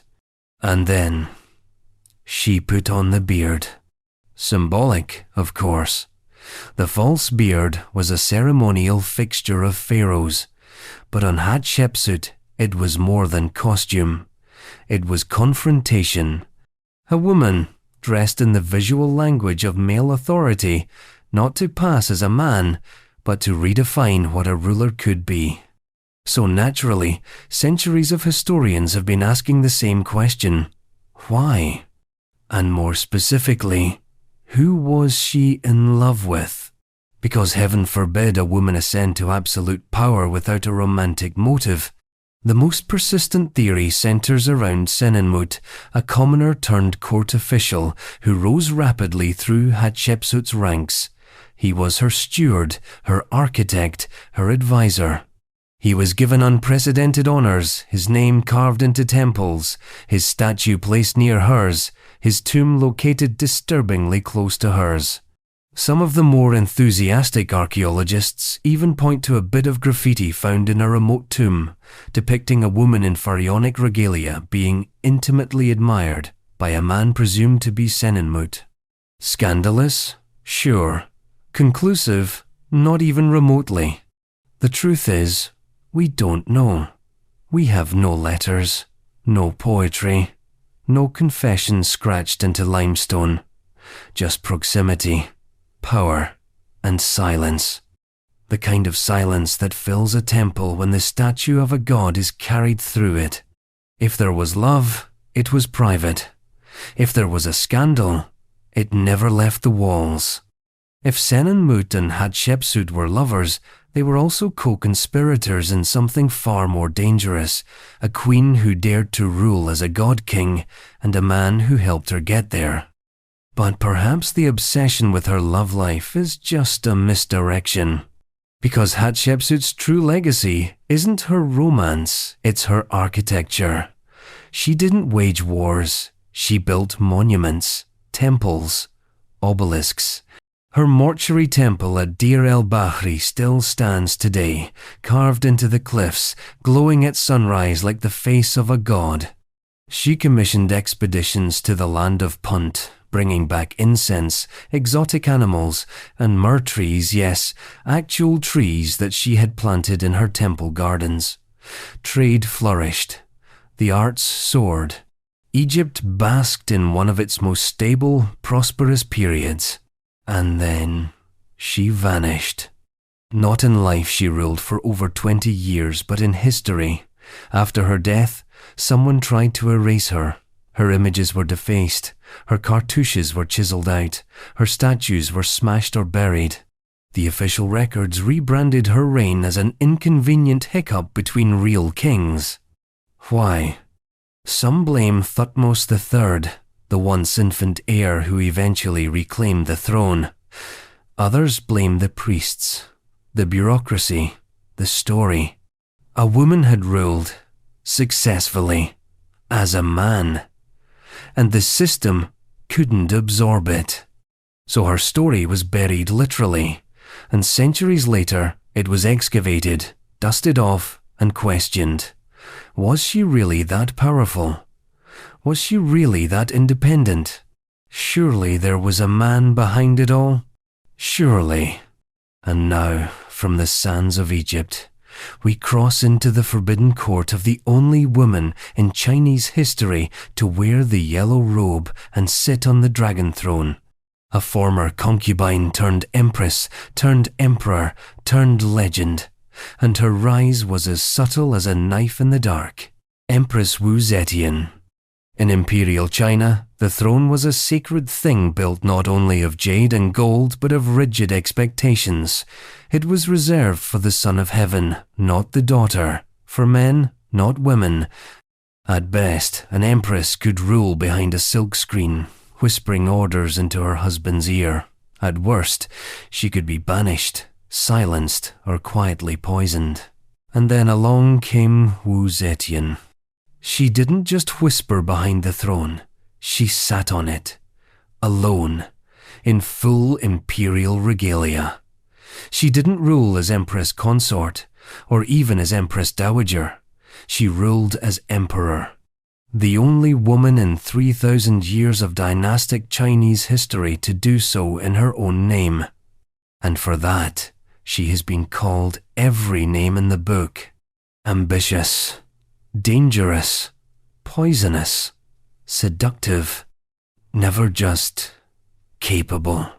Wu Zetian was born in 624 CE to a relatively well-off but non-noble family. She was educated rare for girls in the Tang dynasty and trained in literature, music, politics. At 14, she entered the court of Emperor Taizong as a concubine. Not even high-ranking, more or less just one name among many, in a system where women were measured in proximity to male attention. When Taizong died, custom dictated that all his concubines who hadn't borne sons be sent to a Buddhist convent. Wu followed the rules temporarily. But she had already caught the eye of Taizong's son, the new Emperor Gaozong.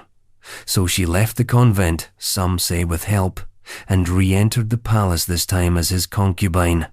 You may already be sensing a theme. Wu Zetian didn't break rules by storming through them. She bent them until they forgot their original shape. She didn't demand power. She accepted it when others thought she couldn't take it. She positioned herself so precisely that when her rivals tried to strike, they missed and hit each other instead. Her early years in court were bloody. She was accused of manipulating Gaozong into dismissing his first wife. She was rumored to have eliminated rivals, including one particularly persistent rumor that she murdered her own infant daughter to frame the empress. The story has been repeated endlessly, though never proven. But it doesn't matter. History clings harder to accusations than to facts, especially when a woman rises too far. Once empress, Wu didn't stop. When Gaozong suffered a series of strokes, she became the de facto ruler, issuing edicts in his name, then in her own. When he died, she bypassed the traditional regency model and installed herself as the true sovereign, not behind the curtain, in front of it. She founded her own dynasty, the Zhou dynasty, interrupting the Tang for 15 years. She took the title Huangdi, a title previously reserved for male emperors. She adopted all the symbols of divine authority: the jade seal, the dragon robe, the mandate of heaven. And she ruled. Not as a placeholder, not as a figurehead, as a reformer. She expanded the imperial examination system, which allowed people from lower social classes to join the bureaucracy based on merit. She restructured the court to dilute the power of entrenched noble families. She championed agriculture, cut taxes, and invested in public works. She even elevated the status of women's education subtly but symbolically. But none of that kept her name clean. She was portrayed as a femme fatale, a manipulator, a schemer. Chinese historians, mostly men, wrote of her cruelty, her ruthlessness, her supposed sexual appetites. That last part is particularly sticky. Wu Zetian, they claimed, kept a rotating cadre of young lovers in a secret palace imported from across the empire to serve her personal whims. Sound familiar? A woman in power must be explained. And desire is always the easiest explanation. It reduces strategy to seduction. It turns governance into gossip. The stories persist. She used men for pleasure and then discarded them. She ruled through lust, not law. And yet, beneath the myth, there is still a throne. Still policies, still temples and reforms and economic records that show she did exactly what male emperors did, only better and with more obstacles. She reigned for over 4 decades. She was in her 80s when she was finally forced to abdicate, and even then, she negotiated the terms. She didn't flee, she didn't fall, she retired. Wu Zetian died in peace. No emperor after her ever let a woman come that close to power again, which makes her not just a ruler, but a warning to history, to patriarchy, to those who believe that love and leadership can't coexist in the same woman. If she had lovers, she had them on her terms. If she had power, it was earned. And if she had enemies, they were mostly trying to rewrite her story before the ink had dried. Next, we turn to a queen who didn't just navigate marriages, she weaponized them. A woman who married, betrayed, and buried multiple kings, sometimes in the same month. Her love life wasn't a subplot. It was the succession plan. Empress Cleopatra VII, Seleucid Empire. In the exhausted twilight of the Seleucid Empire, what was left of Alexander the Great's dream of a united East and West, a queen named Cleopatra VII ruled with a kind of icy pragmatism that made generals nervous and husbands die. Early. She didn't wait for power to be handed to her. She married it 3 times and outlived them all. Most people only know one Cleopatra, the famous one, the last pharaoh of Egypt, the one with eyeliner and Roman lovers and cinematic death scenes. But the name Cleopatra was a family tradition. And Cleopatra VII, living over a century earlier, bore it with far less theatre and far more efficiency. Born in 164 BCE to Ptolemy VI of Egypt and Cleopatra II, yes, the dynasty really liked to recycle names. Cleopatra VII was royal from birth and politically useful from the moment she could be traded. Egypt was still powerful. The Seleucid Empire, its cousin to the northeast, was less so. And like all struggling dynasties, the Seleucids needed a wife with pedigree.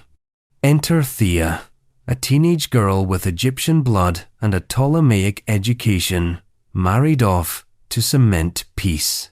Her first husband was Alexander Ballas, a pretender to the Seleucid throne propped up by Roman rumors. Their marriage was strategic, a show of support from Egypt. But once Balhas proved too erratic to hold power, her father turned on him and arranged for her to marry his rival instead. One husband out, another in. No drama, just diplomacy. She moved from one royal bedchamber to another like a courier delivering peace treaties. No time for scandal, just succession. Her second husband, Demetrius II, was briefly successful until he was captured in battle and sent off to live in exile by a Parthian king. Cleopatra VII, she stayed in Antioch, held court, raised children, and waited. Enter husband number 3, Antiochus VII, another brother in the tangled Seleucid family tree, and another man who needed legitimacy. Legitimacy Thea could provide. She married him too, of course. And when he was killed in battle, guess what happened next? Demetrius II was released from Parthian exile and returned to Syria. Thea married him again. Let's pause. Yes, she married the same man twice after he'd been gone for nearly a decade, after she'd already married someone else, and after she'd raised at least 2 of his sons in his absence. This wasn't love. This was management. Cleopatra Thea treated marriage the way generals treat terrain, something to be crossed, occupied, and defended. But even she had her limits. By the time Demetrius returned, he was not the man who had left. Weary, indecisive, and increasingly unpopular, he quickly lost the support of the army and the court. And Thea, watching his slow political collapse from her seat beside him, decided that enough was enough. In 125 BCE, when Demetrius tried to flee the chaos of his crumbling reign, Thea refused to go with him. He was murdered not long after. Was she behind it? The records are careful not to say, but let's just say she wasn't heartbroken. Now widowed again, Thea could have stepped back, but she didn't. She crowned her son Seleucus V as king and ruled alongside him, briefly, until he got too ambitious. Some sources say he tried to rule without her. Others suggest he may have taken too many liberties with his mother's authority. So Thea had him killed, her own son, executed in the palace. And then she installed a younger son, Antiochus VIII, as co-ruler. This time, she kept tighter control. But the thing about raising kings is that eventually they notice they're holding a sword. In 121 BCE, Cleopatra Thea prepared a cup of wine for her son, a gesture of peace, or maybe an execution in progress. We'll never know for sure. What we do know is that Antiochus VIII, whether out of suspicion, intuition, or raw survival instinct, refused to drink it, and instead made her drink it herself. She died, poisoned, allegedly by her own hand, forced by her own son. Poetic? Sure, but this isn't a morality tale. This is a record of a woman who lived in a collapsing empire, surrounded by weak husbands, rebellious sons, and fragile alliances, and managed to survive longer than any of them. Her love life wasn't romantic, it was logistical. Cleopatra Thea didn't sleep her way to the top. She stayed awake. She outmaneuvered. She made marriage a weapon and motherhood a form of succession control. If she felt affection, it was buried beneath the demands of rule. If she grieved, she did it in silence, behind the throne. And now, from a queen who wielded power through family ties and lethal domesticity, we shift to a warrior empress who rose with fire in her blood and a nation in her fist. She didn't inherit power. She took it from the ashes and dared to strike fear into Rome itself. Queen Zenobia Palmyra. If Cleopatra died trying to resist Rome, Zenobia lived by conquering its provinces. She wasn't a footnote in Roman history, she was a headache, a humiliation, and a reminder that empires are not immortal. From the sands of Palmyra, a city that shimmered with trade routes and stolen gods, Zenobia rose not as a rebel, but as a queen with a plan, and for a brief moment, it worked. Palmyra was no ordinary city. Sitting between the Roman and Persian worlds, it had become a wealthy oasis state, one that knew how to smile at both empires while paying tribute to neither. When Zenobia's husband, King Odaenathus, was assassinated under suspicious circumstances, aren't they always? She didn't fade into widowhood. She stepped forward. Officially, she ruled as regent for her young son. Unofficially, she was in charge. And she didn't rule cautiously. Zenobia expanded Palmyra's borders almost overnight. Egypt, Syria, parts of Arabia, entire Roman provinces simply flipped. She declared herself the Queen of Kings and began styling her son with imperial titles. Roman ones that echoed Caesar. It was subtle rebellion, draped in maternal devotion and royal dignity. Rome was not amused. Emperor Aurelian was dealing with chaos in the West and didn't have the bandwidth to deal with an Eastern queen building her own empire on the bones of Roman governors. But Zenobia didn't wait for his attention. She marched into Egypt, then a crown jewel of Roman holdings, and claimed it for herself. And here the legend blooms. She marched with troops, rode on horseback, and issued decrees in multiple languages. She was, reportedly, fluent in Aramaic, Greek, Egyptian, and Latin. A polyglot monarch in a time when most rulers struggled with anything beyond swordplay. The Roman historians, naturally, were skeptical. How could a woman lead armies, debate philosophy, and govern a vast territory? Clearly, she was too clever for her own good, dangerous, ambitious, probably not even feminine. One source described her as chaste, a backhanded way of saying, she didn't sleep around, but we're still afraid of her. As for her love life, it disappears almost entirely after her husband's death, which is interesting, given how thoroughly history documents royal affairs. Either she had no lovers, or none worth remembering. Either she rejected entanglements, or she ruled so effectively that no one dared reduce her to them. And maybe that's the real scandal. Because when Aurelian finally turned his attention east, he came with overwhelming force. He crushed her armies, besieged Palmyra, and forced Zenobia to flee. She was captured while attempting to escape, legend says, on a camel in full royal regalia. And then the usual erasure began. She was paraded through Rome in golden chains during Aurelian's triumph. Humiliated, displayed, broken. Except she wasn't. Depending on the version, Zenobia didn't die in prison. She was pardoned, married off to a Roman senator, given a villa, lived out her life in Italy, reading books and raising children. Not exactly the fate of a defeated rebel queen. So what do we make of her? Zenobia's greatest crime was not conquest. It was competence. She dared to govern like an emperor, and the world responded by reducing her to a curiosity. A Palmyrene Cleopatra.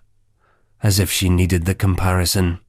As if her military campaigns, political reforms, and intellectual acumen weren't enough to justify her own mythology. She didn't rule through seduction, she ruled through strategy. And her downfall? It wasn't moral, it was logistical. But the empire she tried to carve, the idea of an Eastern monarchy that could rival Rome, never quite died. It just changed names, changed flags. But the desert remembers. And speaking of deserts, the next queen rode into battle with a sword in one hand and a baby on her back. To the British, she was a Jezebel. To her people, a mother of revolution. Her name still makes colonizers nervous. Rani Lakshmi Bai, Jhansi, India. In 1857, the British Empire learned that India's queens were not decorative. They bled, they commanded, they burned down the rules of engagement. And at the center of that awakening stood Rani Lakshmibai of Jhansi, a woman so deeply misunderstood that even her enemies couldn't agree on whether she was a villain or a symbol. They just knew she was dangerous. Lakshmibai wasn't born royal. She was born Manikarnika Tambe in Varanasi, into a Maratha family that trained daughters in swordplay and scriptures. She was riding horses before most girls were old enough to braid their hair. She learned archery, Sanskrit, and politics, though none of this was supposed to matter. Until, of course, it did. She married the Maharaja of Jhansi and became queen. The marriage was politically useful, though not legendary. But then came tragedy. Her husband died. Their biological child died. The Maharaja adopted a son on his deathbed, a common practice recognized under Hindu law. But British law didn't care. The East India Company invoked the doctrine of lapse, a policy that allowed them to annex any princely state without a natural male heir. Jhansi, they claimed, now belonged to the British Crown. Lakshmibai refused. Refused politely at first, then politically, then violently. When the Indian Rebellion of 1857 broke out, it wasn't just a mutiny, it was a powder keg of anger against colonial rule, taxation, land seizure, and cultural humiliation. Rani Lakshmibai found herself at its center. At first, she denied any involvement. She tried diplomacy, letters, appeals. The British didn't believe her, so she changed tactics. She donned battle armor, mounted her horse, took command of the Jhansi forces, both men and women. Yes, she formed a women's brigade. Yes, they fought hard. Eyewitnesses described her riding into battle with her young adopted son strapped to her back, wielding a sword in either hand. Whether that image is entirely accurate doesn't matter. What matters is that it lasted. The British were stunned. Queens were supposed to faint, not fight. The Times of London called her the Jezebel of India, a name soaked in colonial scorn and biblical misogyny. But even in those articles, something else bled through. Respect. They couldn't dismiss her. She had become myth while still alive. Jhansi held out against siege after siege, until finally it fell. But Lakshmibai didn't die with it. She escaped, regrouped, allied with rebel leaders like Tatya Tope. She kept fighting even as the rebellion was crushed in other regions. The British considered her one of the last serious threats to their consolidation of power. She was killed in combat in 1858. 20-something years old. A widow, a mother, a general, a ghost. They tried to bury her story. They called her insurgent, traitor, fanatic, but they couldn't erase the legacy. In India, she became a national symbol of resistance. Statues were built, streets were named, poems were written. Her name was taught not as scandal, but as scripture. And her love life? There isn't one, at least. Not in the romantic sense. No lovers, no affairs, no palace intrigue. She was married once, widowed once, devoted not to passion, but to rebellion. The British tried to scandalize her with metaphors. Failed. There was nothing to expose, just resolve. In the end, Rani Lakshmibai didn't lose because she was weak. She lost because the empire was bigger, colder, and better funded. But even as she died, she proved something dangerous to the colonial mind, that women do not require permission to lead revolutions.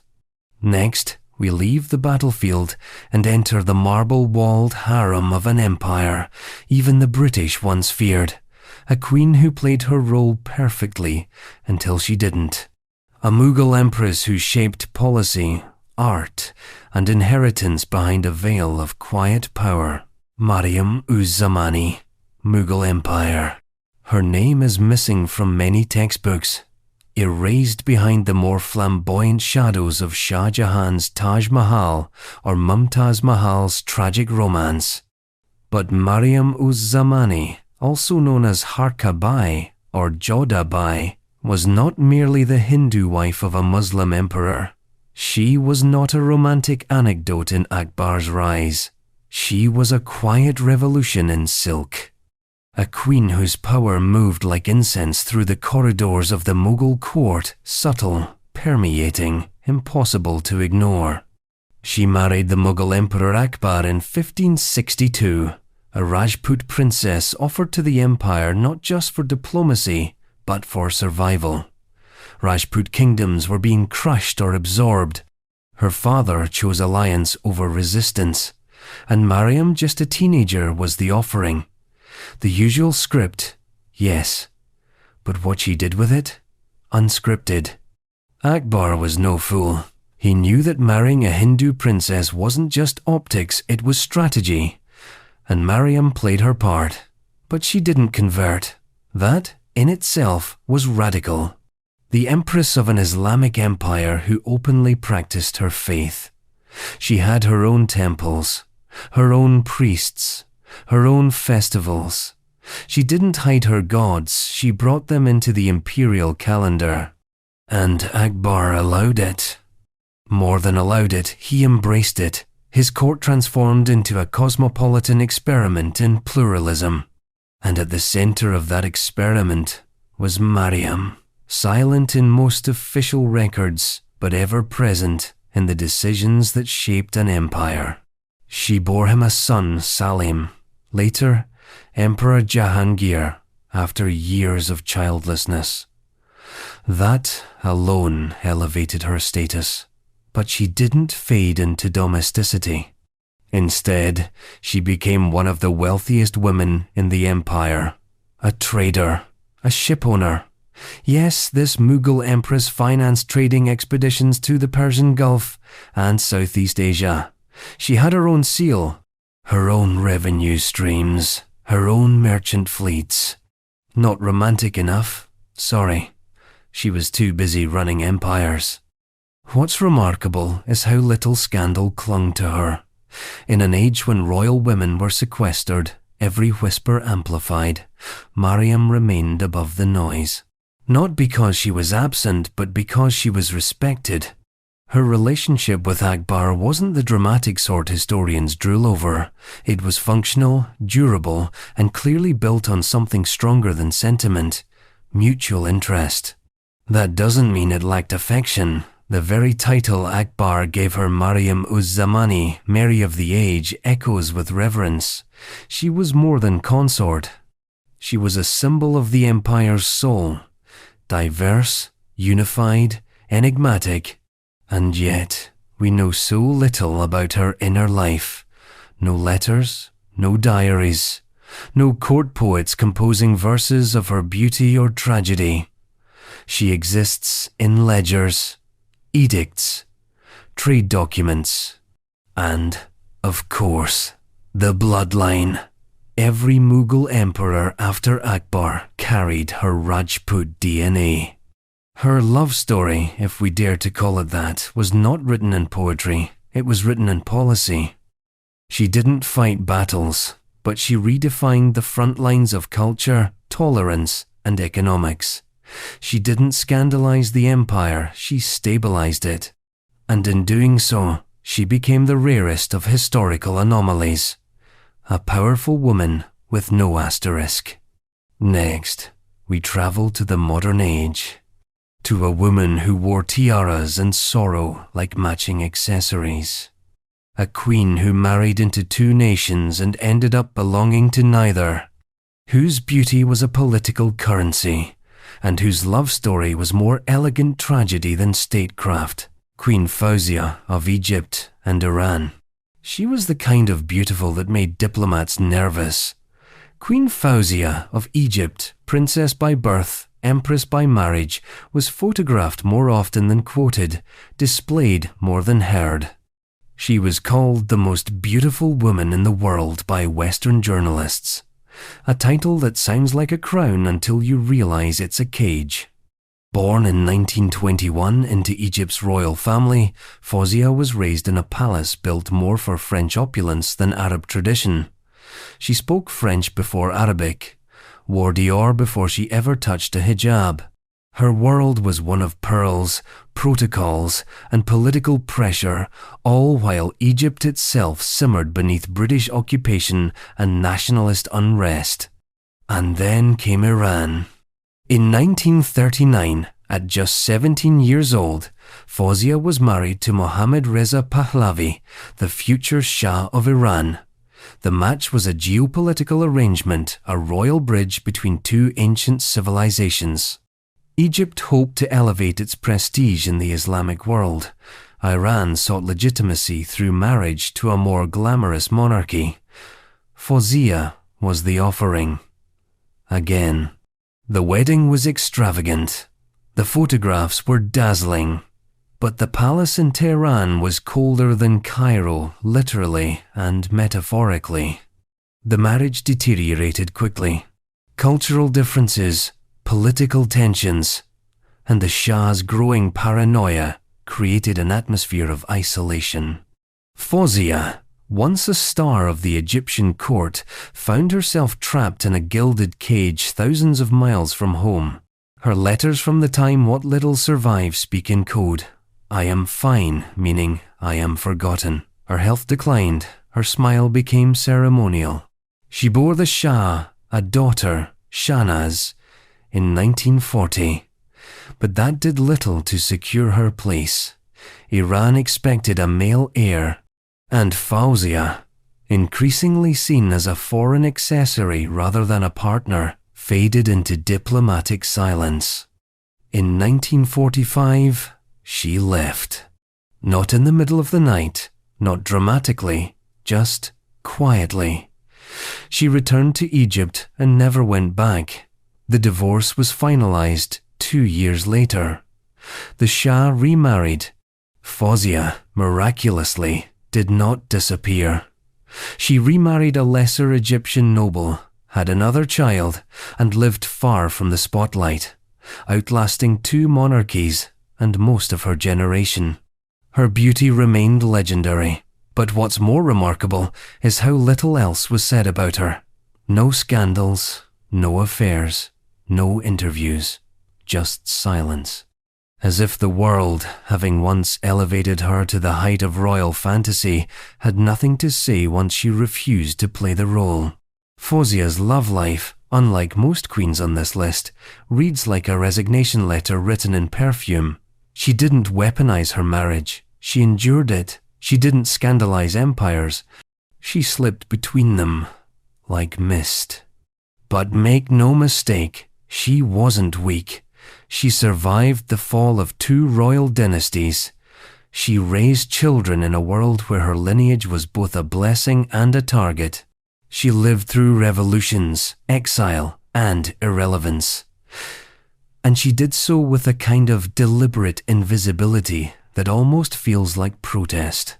Her photo still floats through Pinterest boards, fashion retrospectives, forgotten archives, but her voice, still missing, still waiting. From royal sacrifice to royal silence, we now enter the salons of 18th century Europe, where a queen plays her power behind music and metaphysics, where philosophy and flirtation become the same language, and the rumors never quite match the reality. Queen Sophia, Charlotte, possibly England. There are queens who rule empires, and then there are queens who haunt drawing rooms. Queen Sophia Charlotte belonged to the latter. Not quite a ruler, not quite a romantic icon. She sat at the edge of history, like a misplaced bookmark, discussed more for what she may have symbolized than for what she actually did. Depending on who you ask, she was a philosopher queen, a cultural patron, or, controversially, the first black queen of England. And yet, even those bold claims can't fully capture the strange quiet of her presence. Born in 1744 inches, the small German duchy of Mecklenburg-Strelitz, Sophia Charlotte was never meant for the world stage. She was noble, yes, but hardly a major player in the dynastic chessboard of Europe. Still, she was young, Protestant, and available. And when King George III of Britain needed a politically convenient and religiously suitable wife, her name floated to the top of the list. They married in 1761, sight unseen, practically strangers. He met her on a Thursday. They were wed the same evening. Not exactly a sweeping romance. Yet by the lukewarm standards of royal marriages, theirs was surprisingly functional.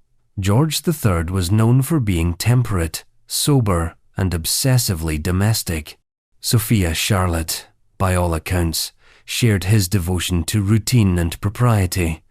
They had 15 children, 15, one for nearly every year of their marriage. But children were not her only legacy. She was a patron of the arts. She maintained correspondence with philosophers, supported musicians, and championed botanical studies. She helped fund the construction of Kew Gardens. She hosted Mozart. She kept a personal collection of scientific instruments, which wasn't exactly the norm for 18th century queens. And though she rarely meddled in politics, her intellectual presence was unmistakable. Even Voltaire, ever the cynic, noted her refined conversation. But beyond the tea and the temperance was a different rumor. One whispered through time, resurfacing in recent decades, that Sophia Charlotte may have been of African descent. The claim traces back to portraits, contemporary descriptions, and genealogical speculation. Her features, some said, were unmistakably African. Her ancestry, traced through Portuguese royalty, included distant Moors. And suddenly, a new image was born. The first Black Queen of England. It's a provocative claim, and not without merit, but also not without skepticism.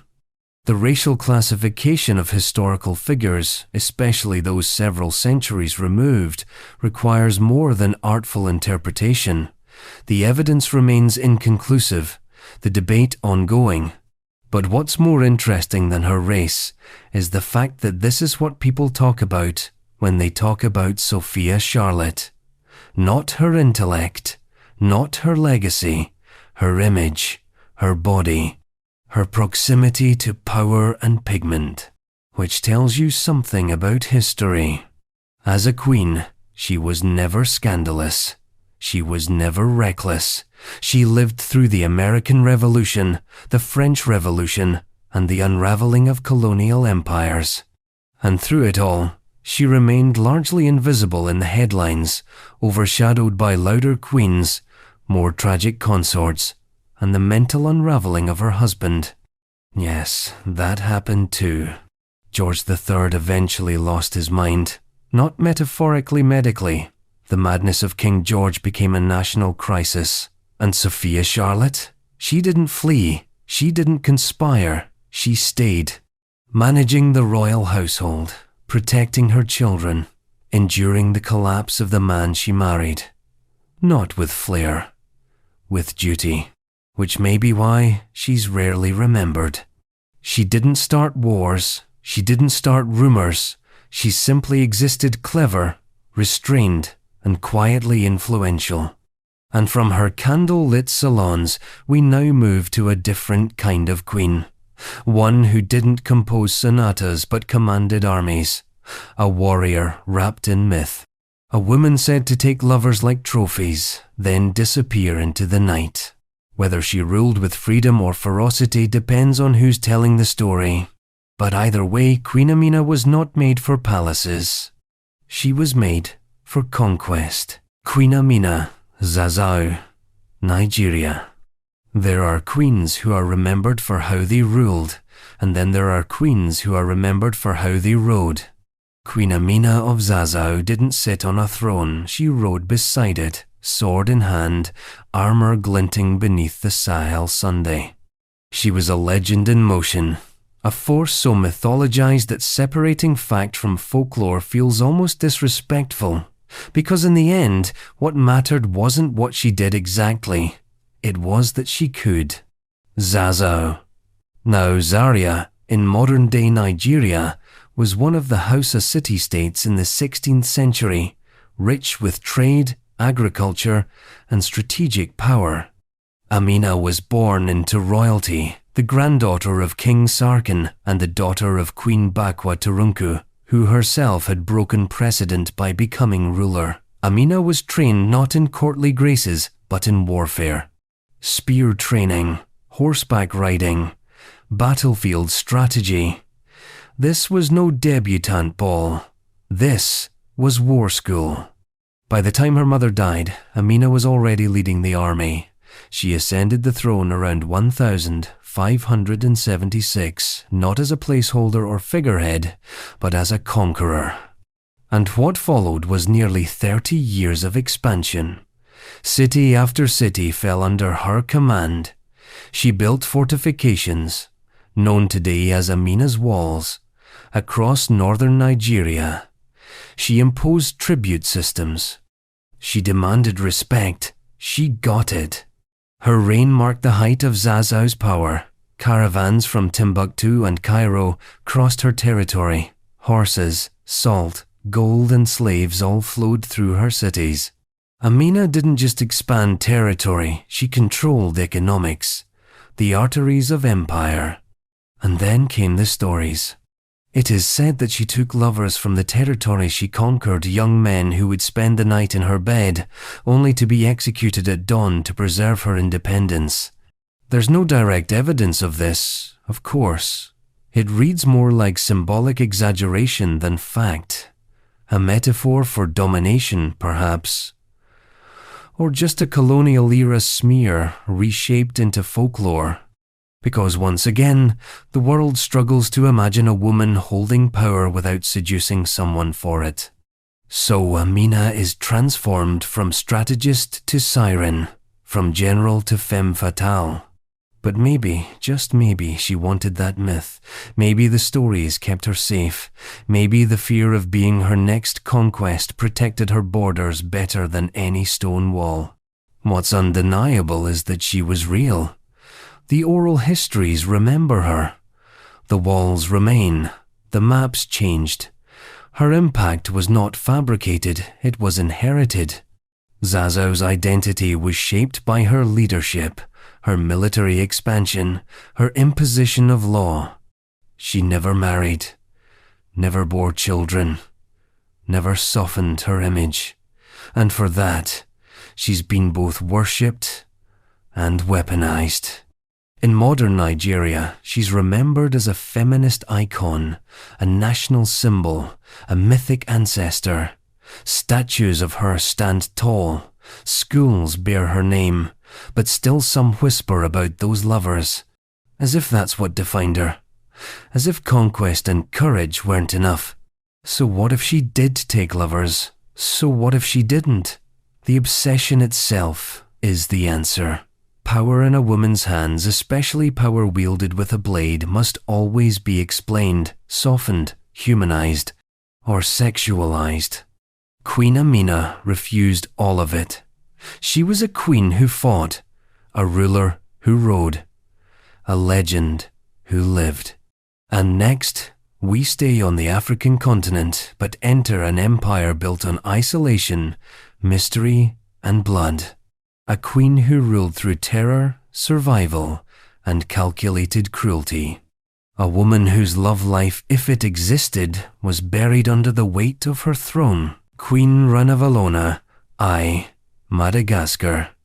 If you were a European merchant in the 19th century and you found yourself summoned to the court of Queen Ranavalona I of Madagascar, you had two choices: behave or disappear. Her court didn't operate by the rules of diplomacy. It operated by hers. And no, they weren't written down. Ranavalona, I often dubbed the Mad Queen of Madagascar by Western historians, ruled from 1828 to 1861, but mad is the label used by empires when a ruler doesn't roll over. She wasn't mad, she was methodical. And her reign, though infamous for its brutality, was rooted in something far more complex than bloodlust: survival. She was born as Rabadoandrianampoinamarina, a name that would break most colonial clerks, and rose from a relatively obscure position in the Marina royal family to the throne. Her claim wasn't automatic, it was engineered. Her husband, King Radama I, died without a clear heir. According to legend, Ranavalona made her move before the mourning garb had even settled. She secured the loyalty of key military factions, eliminated her rivals literally, and declared herself monarch. And then, the doors closed. During her husband's reign, Madagascar had begun embracing European influence, Christianity, European advisors, Western-style schooling. Ranavalona saw it differently. She saw erosion, cultural dilution, and she decided to put a stop to it, swiftly. Missionaries were expelled, churches demolished, European influence curtailed. She revived traditional practices, reinstated local spiritual systems, and demanded absolute loyalty not just to the crown, but to the identity of Madagascar itself. This is where her reputation turns dark. Yes, her rule was violent. Punishments were severe. Trials by ordeal returned where the accused would drink poison to prove innocence. Dissenters vanished. The population reportedly decreased by hundreds of thousands, though such numbers come mostly from foreign accounts with imperial agendas. But behind the fear was also a bizarre kind of control. Ranavalona was no puppet. She refused treaties, resisted colonization, and kept both the British and French at bay during a time when entire continents were being sliced into colonial pie. As for her personal life, it was just as tightly choreographed. Ranavalona had lovers, yes, but not in the palace romance sense. She selected and dismissed consorts with the same ruthlessness she applied to her ministers. Intimacy wasn't emotional, it was bureaucratic. Men came and went, rewarded when useful, discarded when inconvenient. Some rose to political prominence, others quietly disappeared. Her most enduring relationship was with a man named Andrianissa, a commoner turned general who became her closest advisor and possibly her lover. He helped her consolidate power and suppress rebellion. Their relationship, personal or political, was built on shared ambition. There's no record of love letters, no romantic poetry, just the efficient machinery of rule. And yet, Ranavalona wasn't immune to contradiction. She was obsessed with tradition, but dressed in European military uniforms. She hated colonialism, but imported cannons and chandeliers. She outlawed Christianity, yet allowed certain foreign traders to operate under strict surveillance. She was a tyrant and a nationalist, a villain to outsiders, a defender of sovereignty to some within. When she died in 1861, the world exhaled. European newspapers wrote obituaries with thinly veiled relief. Her successor, Radama II, quickly reversed many of her policies, opening Madagascar to European trade and influence. Within a few decades, the island would fall under full French colonial rule. Ranavalona had delayed the inevitable, but for over 30 years, she made sure Madagascar stayed out of European hands. No treaties, no colonies, no compromises. Her legacy is still debated. Some see her as a despot who stifled progress, others as a queen who fought cultural genocide with whatever tools she had. Either way, She didn't play the Empress of Passion or the romantic tragic queen. She wasn't warm. She wasn't poetic. She was an iron gate, a wall that said, "Not here, not yet." Next, we drift across the Pacific to a kingdom where songs still remember the queen who lost her country but never her dignity. A woman whose romantic choices were entangled with Western influence, political manipulation, and betrayal disguised as diplomacy. Her heart may have wanted harmony, but her crown was stolen before the music stopped. Queen Liliuokalani, Hawaii. To understand Queen Liliuokalani is to understand the sound of a door closing, slowly, painfully, on a kingdom that once stood proud and sovereign, surrounded by ocean and now surrounded by sharks. She was born in 1838 into the royal house of Kamehameha, at a time when the Hawaiian kingdom was already teetering under foreign influence. American missionaries had arrived, sugar plantations had taken root, and the US had begun eyeing the islands not as a neighbor, but as a future property. Liliuokalani was educated in missionary schools, fluent in English and Hawaiian, a composer of hymns and protest songs. She believed in diplomacy. She believed in Christianity. She believed, perhaps too optimistically, that peace could be negotiated. She ascended the throne in 1891 after the death of her brother, King Kalakaua. What she inherited wasn't a kingdom, it was a hostage situation. American businessmen, known as the Committee of Safety, already controlled much of the economy.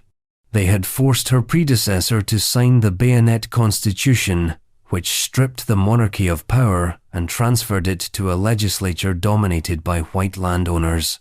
Liliuokalani tried to undo it. She proposed a new constitution restoring the power of the monarchy and giving native Hawaiians the vote again. The people cheered. The businessmen panicked. The United States, seeing instability where they had created it, sent in the Marines. On the 17th of January, 1893, Liliuokalani was overthrown in a bloodless coup. No shots fired. Just a queen standing in her palace, refusing to fight her own people. She surrendered, formally, to avoid violence. "I yield to the superior force of the United States," she wrote. It wasn't defeat, it was grace under pressure. As for her personal life, Liliuokalani had married John Owen Dominus, an American-born member of the Hawaiian nobility. Their marriage was complicated. He was emotionally distant, politically ambiguous, and possibly unfaithful. She remained devoted more to duty than to romance. But her deepest relationship was with her people. She wrote songs, over 150 of them, including the haunting Aloha Oe, a farewell to her homeland, her throne, her freedom. It wasn't just a love song.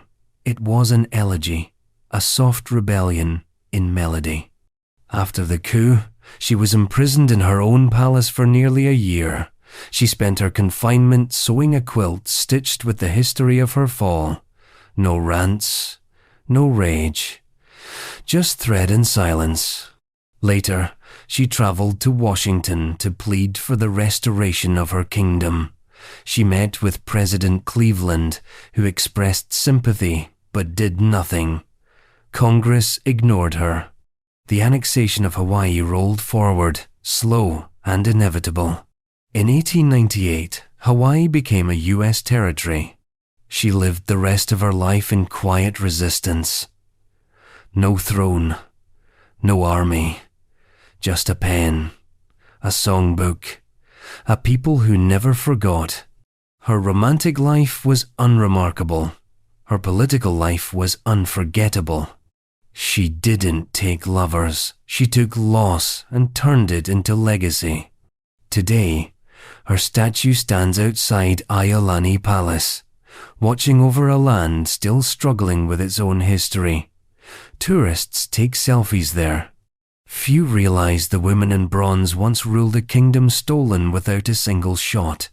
Next, we leave the Pacific for the dry wind of a very different kind of monarchy, one caught between tradition, progress, and personal betrayal. A queen married off for reform, discarded for convenience, and remembered not for love, but for what it couldn't save. Queen Soraya, Afghanistan. In a landlocked country carved by mountains and empire, where dust settled faster than peace, Queen Soraya Tarzi emerged like a disruption, a woman who looked directly into the camera lens and didn't flinch. In early 20th century Afghanistan, that was the equivalent of revolution. She was born in 1899 inches Damascus, where her family lived in exile after her grandfather had been driven from Kabul. Her father, Mahmud Tarzi, was a reformist intellectual and early Afghan nationalist. He believed in newspapers, in reason, in the radical idea that women could learn, think, and govern. Soraya believed too. She read poetry, studied world politics, and spoke several languages. The foundation was laid. What followed was improvisation. In 1919, she married King Amanullah Khan, the modernizing monarch of Afghanistan, who had just taken the throne in the aftermath of his father's assassination. It was a love match, rare for royalty. He didn't just want a queen to decorate his reign, he wanted a partner. He found one. From the beginning, Queen Soraya was no silent consort. She appeared unveiled in public, often standing by her husband's side during speeches, reviews of the military, and diplomatic visits. She founded schools for girls, opened women's clinics, advocated for literacy, not as charity, but as a matter of national identity. She edited magazines, wrote essays, carried herself like a future that hadn't happened yet. Afghanistan wasn't ready. The reforms were sweeping, fast, and depending on who you asked, reckless. Amanullah declared independence from British interference, restructured the legal system, and pushed secular education. Soraya pushed even further. She gave public speeches calling for equal rights. She ripped off her veil in front of a crowd of men, not for spectacle, for principle. The message was clear. Progress isn't asking for permission. But progress tends to make enemies, and Soraya made them efficiently. Traditionalists, clerics, tribal leaders they watched with mounting horror. A queen with a pen was one thing. A queen with a platform was something else entirely.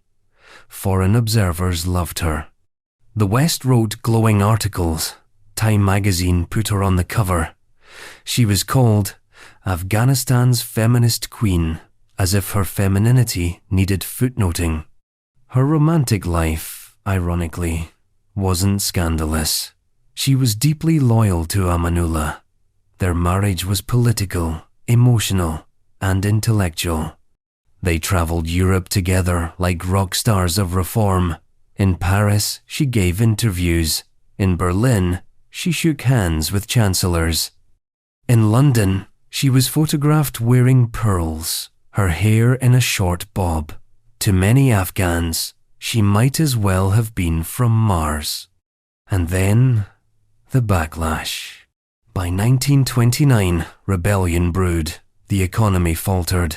Conservative forces, furious about the pace of reform, rallied around a man named Habibullah Kalakani. Amanullah abdicated under pressure. He fled with Soraya and their family, first to India, then Italy. Their reign was over. Their revolution paused. They lived in exile, quietly, graciously, uneasily. Soraya never returned to Afghanistan. She spent the rest of her life in Europe, watching her homeland stumble through cycles of monarchy, coups, and invasions. She died in 1968, decades before her country would see her vision realized or buried completely. Her name is still controversial. In some circles, she's a symbol of premature reform. In others, she's remembered as a feminist saint. And still, some simply ignore her altogether, as if erasing her could undo what she dared to suggest, that Afghanistan could be ruled by a queen who did not whisper. Her love story was not a tabloid headline, it was a nation-building blueprint. From the marble streets of Rome, we now return to the cold elegance of Vienna, to a woman so beloved and so mourned that her tragedy has been lacquered over with nostalgia. Her love life was poetry, her death a shadow, and her legend too beautiful to fact-check. Empress Elizabeth of Austria, Sisi. You don't become a myth just by being beautiful. You become a myth by being difficult, by wanting freedom in a place built on protocol. Empress Elizabeth of Austria, known to the world as Sisi, didn't break the rules. She simply refused to acknowledge them. Born in 1837 into Bavarian nobility, Sisi was a dreamy, unpolished teenager more interested in poetry and horses than diplomacy. Her cousin, Emperor Franz Joseph, was originally intended to marry her older sister. But when he met Sisi, he changed his mind. She was 15. He was 23. And within days, she was engaged. It sounds romantic. It wasn't. From the moment she entered the Habsburg court, Sisi was suffocated. The Viennese elite disliked her lack of polish. The Dowager Empress, her mother-in-law, disliked her independence. And Sisi, for her part, disliked nearly everything. She struggled with the structure, the surveillance, the idea that her body now belonged to a dynasty. She bore Franz Joseph several children, and then the system took them. Her firstborn daughter died young. Her son, Crown Prince Rudolf, grew up distant and doomed. Her marriage, though polite, was a partnership in name only. Franz Joseph was stable, unimaginative, and increasingly dependent on Sisi for affection he didn't know how to earn. Sisi, meanwhile, wandered. She became obsessed with her appearance, maintained a 19-inch waist through punishing diets and hours of exercise, refused to be photographed after a certain age. She was considered one of the most beautiful women in Europe, but she treated her face like a mask she could never take off. She traveled constantly, Greece, Hungary, Ireland. She refused to stay still, refused to age publicly, refused to become the empress they wanted. In Hungary, she found a kind of second home, learned the language, embraced the culture, and used her charm to broker political compromise between Austria and its restive partner. And then, of course, came the scandals. Did she have affairs? Maybe. Her close relationship with Hungarian statesmen Gyula and Rasi raised eyebrows. There were rumors, letters, glances. Nothing concrete. Just enough to keep court gossip factories running. Her son, Rudolf, died in 1,889 inches, a suicide pact with his mistress, an event that shattered her. After that, she withdrew almost entirely from public life, wore only black, traveled incognito, wrote haunting poems about death and memory. She became a ghost with a title, and then she was murdered.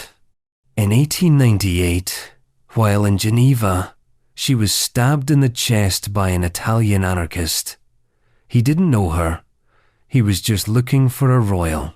She died slowly, in agony, unaware she'd been mortally wounded until it was too late. She collapsed beside a lake. The empress who had spent her whole life fleeing attention, now dragged back into it by tragedy.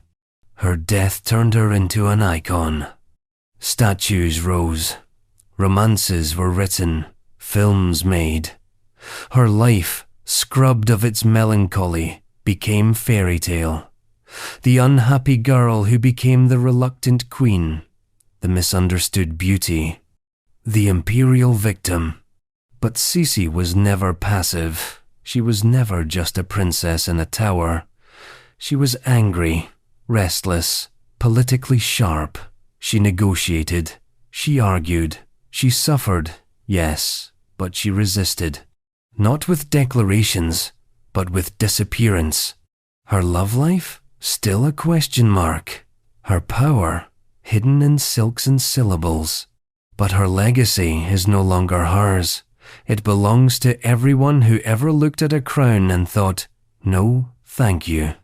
From Vienna's glittering ruins, we return to Madagascar this time, not with violence, but with calculated conversion. A queen who replaced fear with faith, swords with scripture, and yet still married politics like it was her birthright. Because in the end, every throne is just a pulpit waiting for the right queen to speak. Queen Ranavalona II, Madagascar. By the time Queen Ranavalona II took the throne in 1868, Madagascar had already flirted with isolationism, conversion, rebellion, and resistance. Her predecessor Ranavalona I had made sure of that. For 30 years, the kingdom had stood apart from European influence under an iron policy of cultural preservation and religious crackdown. Missionaries had been expelled, converts punished. The church kept far outside the palace gates.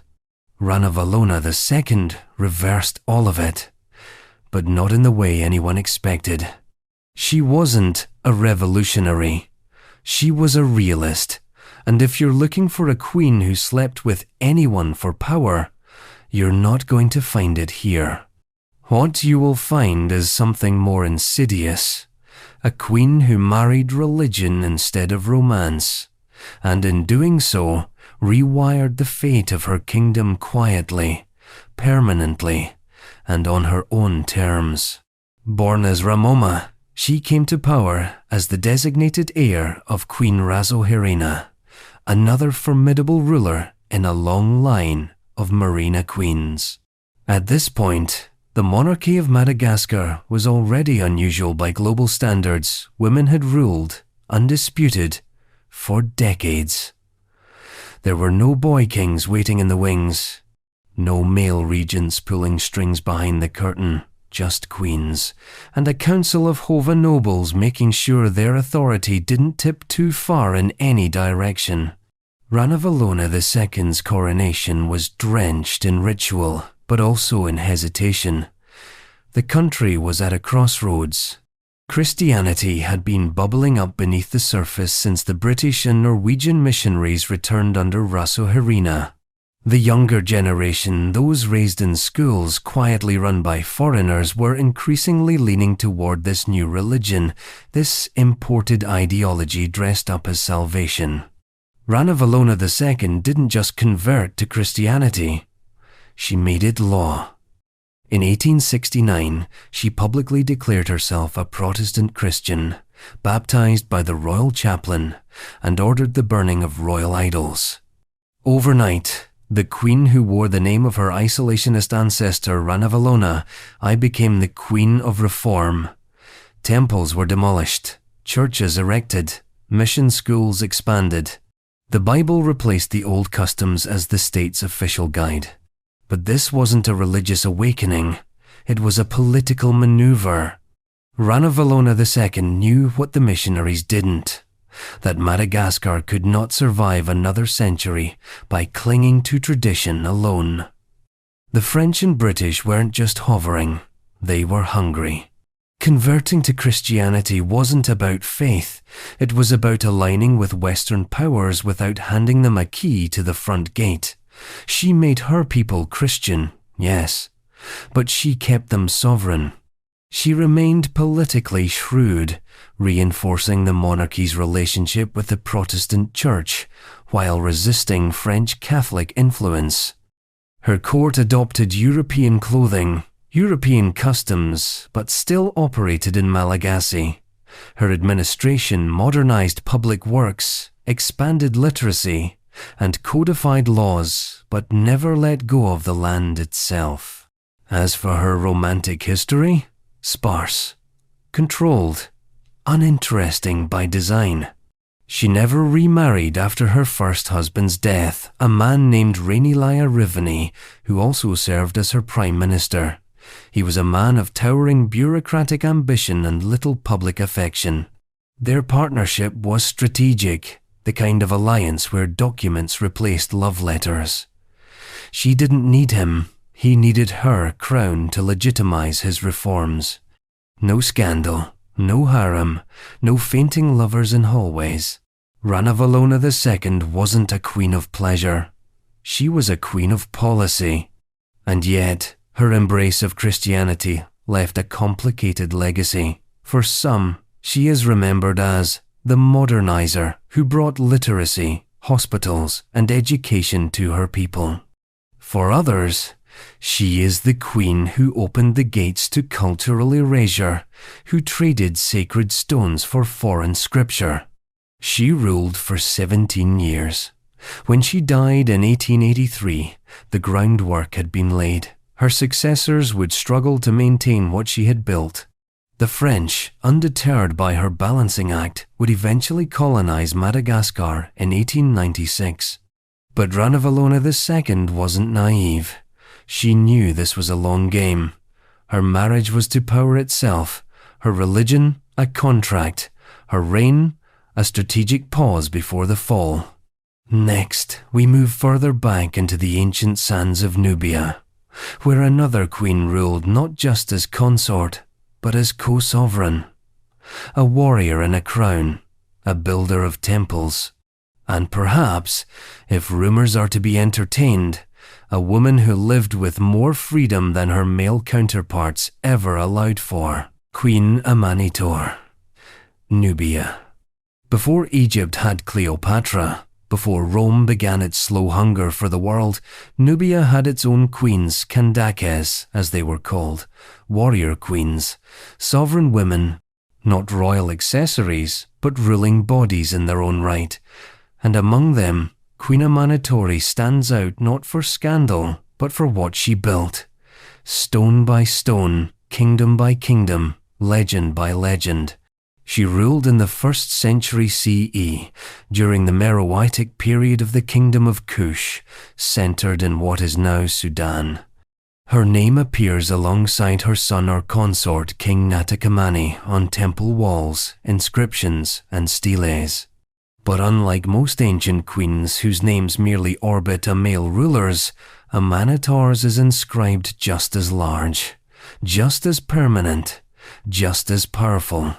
Historians debate the exact nature of their relationship with Natakamani, her husband, her son, her co-ruler. The records don't clarify, and maybe that's intentional, because what is clear is that Amanitor was not subordinate. She issued decrees, commissioned architecture, participated in ceremonial rituals reserved only for sovereigns. And she ruled during a golden age.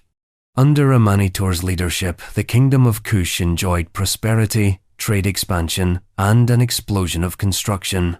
Over 200 pyramids exist in Nubia, many of them dating from her era. She and Natakamani rebuilt temples at Napata, Meroe, and other sites. They restored the sacred precincts of Amun. These were not mere vanity projects, they were messages in stone. The queen was here. The queen ruled. Unlike Egypt, where royal women had to masquerade as men to claim full sovereignty, Kushite culture accepted female leadership as a given. The Kandak was a fixture, not an exception. And yet, Amanitor still managed to make her mark louder, deeper, more permanent than most. So what about her personal life? Speculative, fragmented, but unusually open. In Meroitic culture, female rulers were not expected to hide behind veils of chastity or domesticity. The royal line was often passed down matrilineally, meaning queens controlled both the bloodline and the legitimacy. Some sources suggest Amanitor may have had multiple partners, or at least the cultural freedom to do so. In an empire where goddesses were carved with muscular arms and queens sat beside kings, not beneath them, the idea of a sexually autonomous ruler wasn't scandalous. It was expected. There are no salacious stories, no tragic love affairs turned fatal. But there is freedom, the kind that doesn't need explaining. Amanitór's legacy is written not in gossip, but in granite. Today, her name is largely forgotten outside of academic circles. The pyramids she built lie in the shadows of more famous ruins, but in her time, she was formidable, untouchable, revered. She built a kingdom not of lovers, but of laws. Not of seduction, but of symbols. If there were lovers in her life, they stood beside her, not above.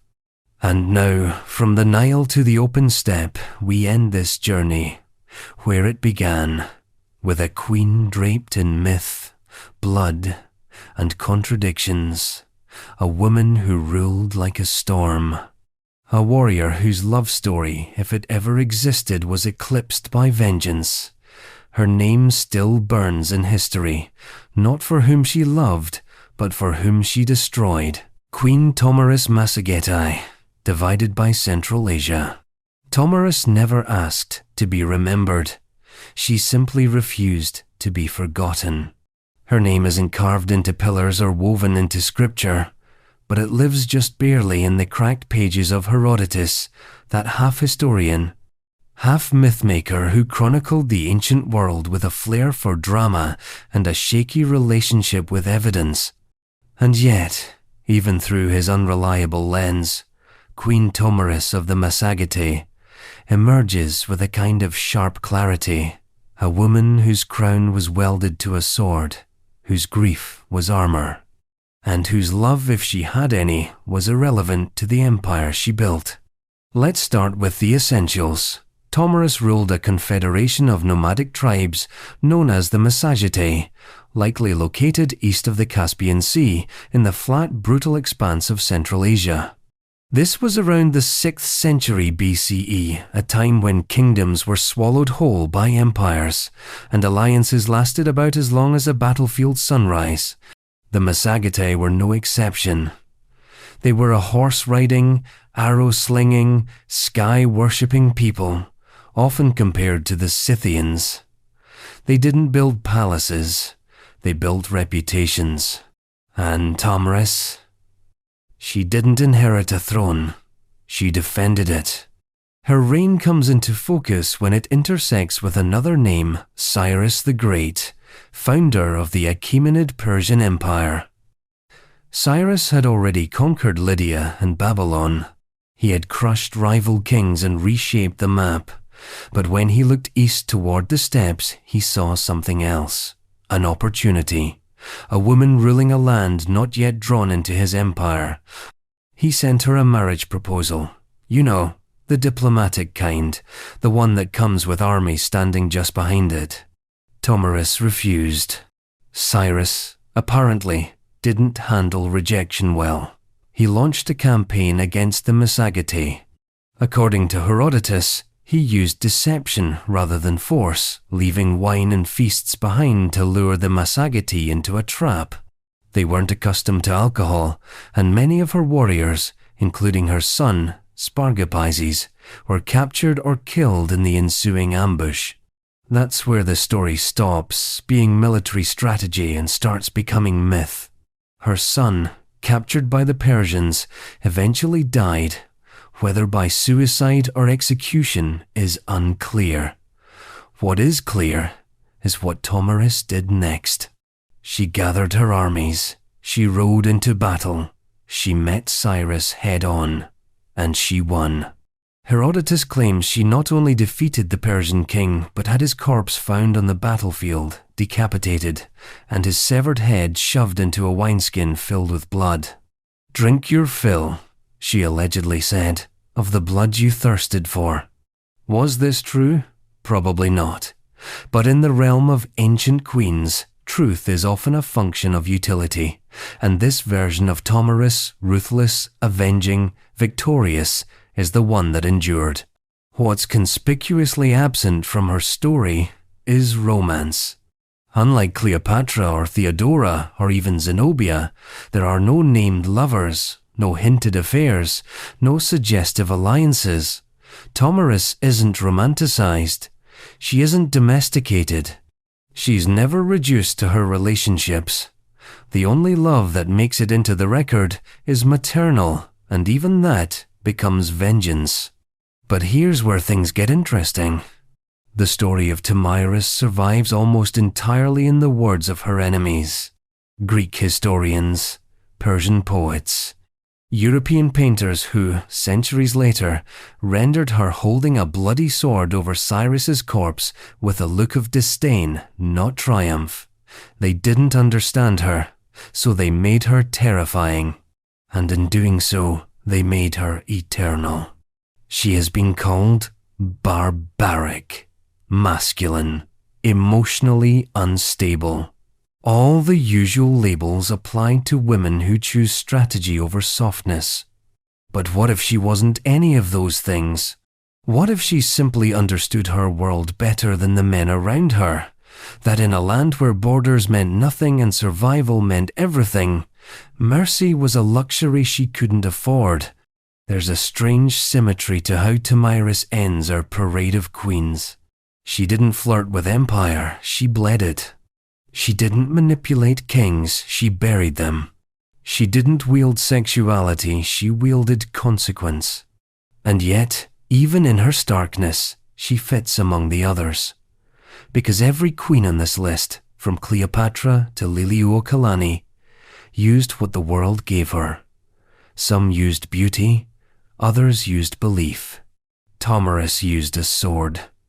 But all of them ruled against expectations, against men, against history itself. So no, she may not have slept with anyone. In fact, she may not have loved anyone at all. But in a world where queens were often forced to trade autonomy for affection, Tomiris made a different deal. She traded nothing, she simply took. And when the dust settled, it was her story blurred, bloody, unfinished, that still stood. Because sometimes the greatest mystery isn't who a queen loved, it's who dared to love her.